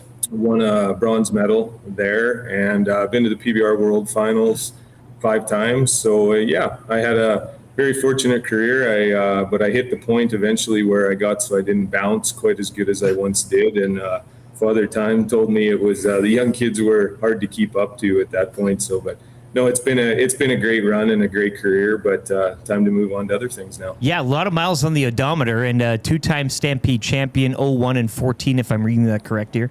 Scott, I've always wondered, doing something as you did, as well as you did it, can you still remember starting it and the first time you got up on a bull and that feeling? Absolutely. You know what? Maybe not the bull riding as much as I was fortunate. I started as a little kid and I started in the steer riding. Okay. So I got on my first, a steer, like, a 700-pound steer at home, like a lot of kids did. And I just remember that feeling of it was so challenging and so, obviously I didn't stay on. It wasn't like I just got on and I was instantly successful at it. Yes. It was, I hit the ground and it was one of them things that became an instant challenge. And it was something that every day you had to work at to become better at it if you wanted to. And the greatest thing about the sport that I always found that I liked is zero excuses. I could never, ever blame, my losses on somebody else. Somebody didn't make the right pass or anything. It was always on me. But then with that, I also got to take full credit for the successes too. Nobody could ever say that it was somebody else. So yeah, I do remember it. And actually we were just talking about that. I've been retired now for 8 years, and somebody asked me, and sometimes it's like that was a whole different life ago, and sometimes it was like 2 weeks ago, that I just quit. So, but it's there's lots of great memories for sure. Just another one for you here, and I'm a city boy, obviously living in Western Canada. We all have kind of farming and prairie roots. But my experience with this whole sport is just through the television and watching growing up, and I'm always like fascinated with the names of the bulls and all of that. Do you have a particular bull, your most difficult ride, or something that really gave you something memorable, that one bull that still wakes you up in the middle of the night and you curse its name? Yeah, there's lots of them that I curse their names still, but I choose to forget those ones because I don't like having nightmares that much. But I'm more on remembering the great ones. I always felt that there was true animal athletes, and that was half of the equation. And a lot of them bucking bulls were just incredible, had their own kind of style, their own attitude. And there was one that always sticks out. Todd Braithwaite had a bull that he called Wrangler's Rockstar, and he was a big black bronco-faced bull, and he was really exceptional. I was fortunate enough to get on him 3 times. And a neat stat about that bull was that they were over 90 points on him 25 times, which is exceptional. 100-point ride is the perfect ride, which you don't see. There's been one in the whole history, which was probably a mistake. Some guys got a little excited on that, but a 90, 96, 97 ride are the highest ever that I consider legit. And, so for that bull, 25 times they were over 90 on him. He did buck a lot of guys off, but he always gave you an opportunity to win. And the backstory on that bull is when he retired, I actually brought him to my place and retired him, and we just gave him a good life to live. And, he was always pretty mean and wanted to chase you in that. And towards the end of his life at our place, I got 3 daughters, and every one of them could ride him around. Nice. In the band and that. So, that's the one that really, really sticks out to me. And, they won the Calgary Stampede. At that time, it was 100,000. They won it on him 2 different times. And, so bulls like that are the ones that I remember. I try to have good memories, not nightmares. That's great. Mark, getting back to you here, where do you want to go? We got 2 more beers left on the menu here. Where do you want to move on to? Let's do the Raspberry, Rockyford Raspberry. Rockyford's a little town just outside Strathmore, so that's where the name comes from. What makes this a great beer, and it's one of the longest lasting beers in our portfolio, and it does great for us. But it's 100% real raspberry, and it's an ale. So what I love about it is that it tastes like beer and it tastes like raspberry. It's not artificial tasting. Yes. It's not a sour where it's fizzy. And this is just I have a lot of my friends that never drank fruit beer that this is their go-to now, and it's just an excellent beer. We have some really good customers for it, and it's one of our real growing beers, and something that we're really proud of. Yeah, I love it. Dustin, who usually hosts the show, he'll be kicking himself. He loves a good raspberry beer, especially as you mentioned, the natural ingredient there. Cheers to, was it Wrangler's Rockstar? That was the bull? That was the bull, for sure. Cheers to Wrangler's Rockstar. That's a hell of a story. Oh, that is a good, like that feels, just as Mark described it, like it's not that fake raspberry. That twingy. Yeah, you don't get any of that. That is a smooth drink, yeah. And I, too, am not the fruit beers, like, give me a regular beer. But when you're adding stuff to it and those ingredients, like, I tend to sometimes be a little hesitant, but that is a good introduction. If you're not into the fruit beers, if you're kind of tiptoeing around that, this Rockyford Raspberry, this is the one here. This is really good. Slide that up there. Hell of a job. Yes. We're going to end with the Mexican lager, Cerveza. Yeah, so Mexican lagers, the question we always get asked with this one, what's the difference of a Mexican lager and a regular lager? Mexican lagers are made with a lot of corn, and that's what kind of gives you that sweet, kind of nice, easy finish. Okay. This beer just took on a mind of its own for us, and it's our number one selling beer in our portfolio. We do unbelievably well with it. Our can design friend at the brewery, Lane Gordon, designed the can, and beautiful. People it's love a hell it. of a design. Beautiful design. It's when we do tastings in liquor stores, people come up and they're not. Even like women that might not be that interested in beer, they grab a 4-pack for their husband or son because they like the can. Yeah. And but yeah, it's a great beer. Really awesome for this time of year, Stampede and summer, and it's just we actually have another derivative of it now with Mexican Amber Lager. So we have a second one will be launched this summer, which is doing well. But yeah, this has become kind of our leader in our category, and it's done unbelievably well for us. Love it. Well, cheers once again to the Stampede and all you guys down there doing what you're doing, and much success. Yeah, we appreciate you having us on here and supporting Origin Brewing and the program with Sobeys. It's really important for small breweries to get the support of the community. So it's really cool what you guys are doing. Yeah, and I'll give you both an opportunity here. Mark, you can start. Where can people find you if they are heading down to Stampede? Once again, just pump up the brewery. Where can people find that, and kind of where you'll be around during Stampede Week? The brewery is in the northeast part of Calgary. It's kind of called Franklin Industrial Area, so close to Marlborough Mall and in Sunridge, just off 28th. It's a great spot if you want to come by and have a cold beer in the afternoon. In the areas close to the Stampede and stuff, you can find our beer at the Living Room, the Ship and Anchor, Small Bar in Bridgeland, just to name two or three, Kensington Pub. We have some great customers. With the World Cup going on right now, if you go down to Ship and Anchor, you can have a Mexican and support your local team. And Scott, you mentioned you're doing some work for Sportsnet. Where can people find you kind of roaming around as well, doing that on the broadcast?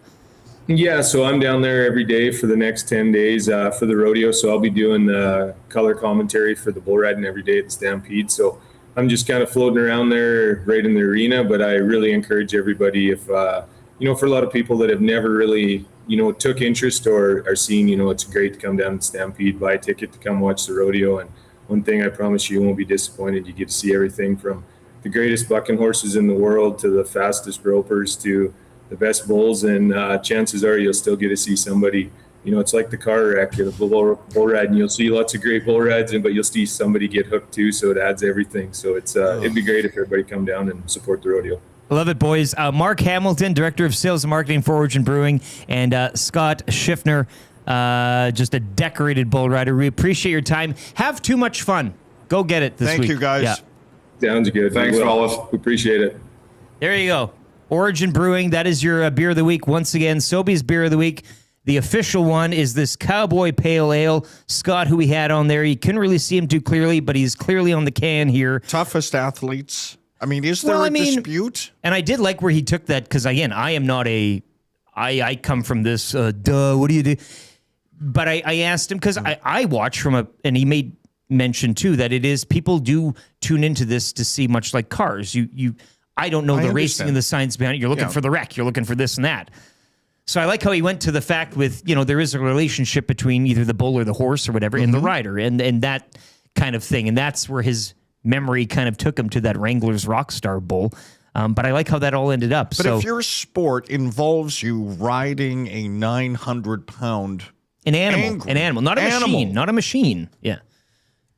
I think, in my mind, that vaults you past Radko Gudas. Okay? Radko Gudas, I will go so far as to say a Max Verstappen. Like, all these machines in racing now are such a... No, but like... But the idea that you are laying potentially your life on the line, and I know that they've got great, obviously support around what they do, but still, just the thought. There's a relationship... What do you do for a living? I ride... these things. Another Lord. sentient being. Not right. The cars go fast, the bikes go fast. We all know this, but at the end of the day, they're machines. This is another living, breathing, unpredictable. Yes. No VAR. No VAR. No diving. Right. Yeah. So this is the beer of the week. Scott's on the can. It's the Cowboy Pale Ale, Origin Malting and Brewing. You can check them out, as mentioned, Strathmore in Calgary. A lot of their beers around the Calgary bars. You heard Mark point out there. Ship and Anchor, great place to go watch a match. $11.49 is the price of this Cowboy Pale Ale, 4-pack Sobeys and Safeway liquor. Well worth your money. Absolute. You can text in Beer Me right now, 780-218-9999. You'll all go into the drum, and we'll pick a winner for $50 to Sobeys and Safeway liquor. Let's get into the wrap right now from William Huff. If you want your place to look as good as ours, behind us and behind YouTube Trev there, check out William Huff, Bruce Simpson and the team. Hey, he's got a trampoline. Head on in there if you're looking for some wraps. Say, Bruce, I wouldn't mind some wrap, but I also wouldn't mind to jump on your trampoline, and he might... He'll have you come out. He might assist you. Yeah, Bruce is a great guy. Check them out today. WilliamHuff.com, in business since 1952, so you know they are incredible at what they do. William Huff. What did we learn on the show today, boys? It was a strange show because 95.7 Cruise FM, we couldn't get the wide orbit program to work. I'm getting a little nerdy here. Yeah. So Trev had to kind of listen in, and he did some work behind the scenes. Your headphone gate continues. You have one butt in. Is that working? Can you hear me? No, I have no idea. I haven't heard you since about 6:20 a.m. The whole no idea. idea. You were just guessing. It was all guesswork there. Absolutely. So we're going to invest. You can probably write it off. I'll keep the receipt. Talk to Keith. Submit it to HR Daddy. Yes. But those Air Canada earphones, they kind of spit the bit. Well, I've got time because I've got a work-life balance. I will go and grab myself a new set of headphones. And you know what? No charge to EST. Big cans? Yeah. Stalker. I want you on with some landing gear headphones. So I look like Dead Mouse. Yeah. And then you can also tune into Cruise as you're listening to the show. We can have a little antenna coming up. It could be one of those old-style things. Yes. Trev, did you learn anything today, or is this just a fun and frolicking thing? I learned that CJ, Chris Johnston, TSN Insider, he is throwing his phone away today, and he is going to enjoy the rest of the summer by the lake. And not his lake, nor his boat. Somebody else's. And that is the play. That's the way to do it. We should have. I know I liked you, CJ. Better journalists would have asked the follow-up, whose cabin? Because you know it's got to be one of the panelists. Yeah, probably. Jesse Pollock? Brendan Dunlop? No, he's locked up with the World Cup. That's Drager's. That's Drager's cabin. You think it's Drager's? Oh, yeah. I think it's a Bob McKenzie drop. Oh, maybe. I don't... Hey, Bob. I think this, Bob? End of season, they all go to Bobby Margaritas. Just Bob pulls the boat around real fast and throws a bunch of water up on them. Yeah. And then guns it off. Living his best life. I know he tweeted, he's like, I don't even fall. He goes, I don't know any of these people anymore, and it's great, but congratulations to all of them in the draft. I hope they have great careers. I love that he is checked out. His kids on television doing it. His son is... Don't even care. Son is running Kitchener, right? The Rangers. Yeah. But he's just checked out. It's nice to see. Yeah. When you quit, you quit. And that's how it should be. Retire. Let's get to your sound of the day, your sport ball sound of the day. Sportball.com is where you want to go. Get your kids focused on fun first, no pressure. Soccer, baseball, basketball, football. Sportball.com, use code EST15 for 15% off select classes. It was Road Dog Trev who stretched the kind of easy trivia streak to 73-0. Well done. And he also unlocked a Club Beat Loop remix from the vault, which we will. Dance Party Friday is still going on there. It is still Dance Party Friday, but here's a Club Beat Loop remix from the vault. It's a pleasure to be with you guys.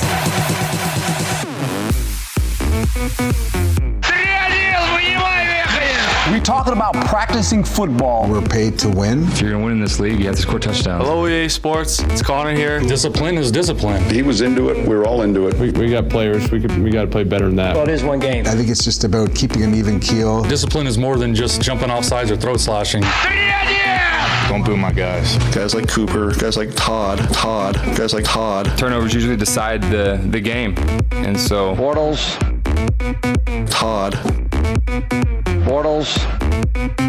I'm a snooze fest. I'm absolutely a snooze fest. Here on the field, from up close, just watching. I'm not even kidding. I think I blacked out.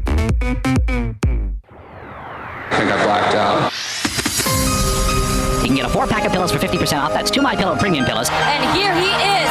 Did he make the catch? Oh, he did! Having the time of his life. Here we go. The time of his life. Lofts it over the middle. The post to Jordan.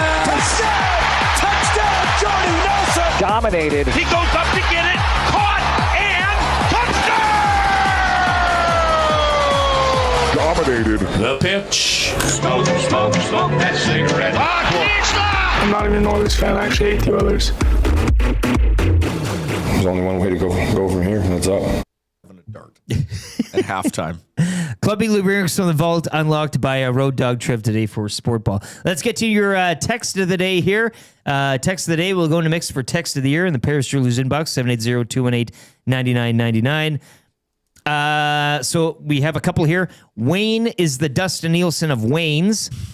I can't remember who texted it in, but if you do win, we'll identify you there. Of course, Dustin Nielsen joining his show today. I did mention Wayne was not at Wayne's yesterday. Right. They should call it Nicky's. Bones, earlier on, Edmonton could have the Stampede Bowl. We're still celebrating like Stan that. Bowman, the ticker take parade or whatever it is.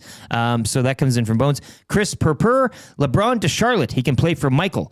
Now, I do believe Jordan is out of that ownership. I think so, yes. Yeah. He's into racing now. But if LeBron takes up racing, maybe that could be an angle there. But I do love the Michael Jordan take there as well. Bronx, the Boilermaker. Chris is one of the best guests, second only to Dustin Nielsen, which is a nice tie-in there as well. That's a sly dig. And then Horse Eyes coming in, as he usually does late, using other people's good things is LeBron's plan. Find another championship team to join that isn't his own. That, my friend, it's your text of the day. takes it over the line. Congratulations to Horse Eyes. That's Yes. going into text of the year for the mix. Want to thank Chris Johnston, CJ, and Dustin Nielsen for joining his own show today. Wayne Sports Cards for providing the crack pack again. The Italian Center, Sobeys and Safeway Liquor Beer of the Everybody. Week. Mark and Scott and everybody, and Road Dog Trev for winning. This has been the Nielsen Show, brought to you by Weiss Johnson. Coming up next, it is the Hangout. Matt Iwanek, Jason Milne will take you through. Promise of barbecue burgers here at HQ. We'll see if that happens. For YouTube, Trev, outstanding work behind the scenes with Cruise FM. If you are listening on 95.7 Cruise FM, we're going to get you back to rock. But Sports Talk continues 9 to 11 here with the Hangout. Dave. See you later this month, brother. Appreciate you. Yeah. I'm Lieutenant Eric. Have a great weekend. We'll talk to you Monday.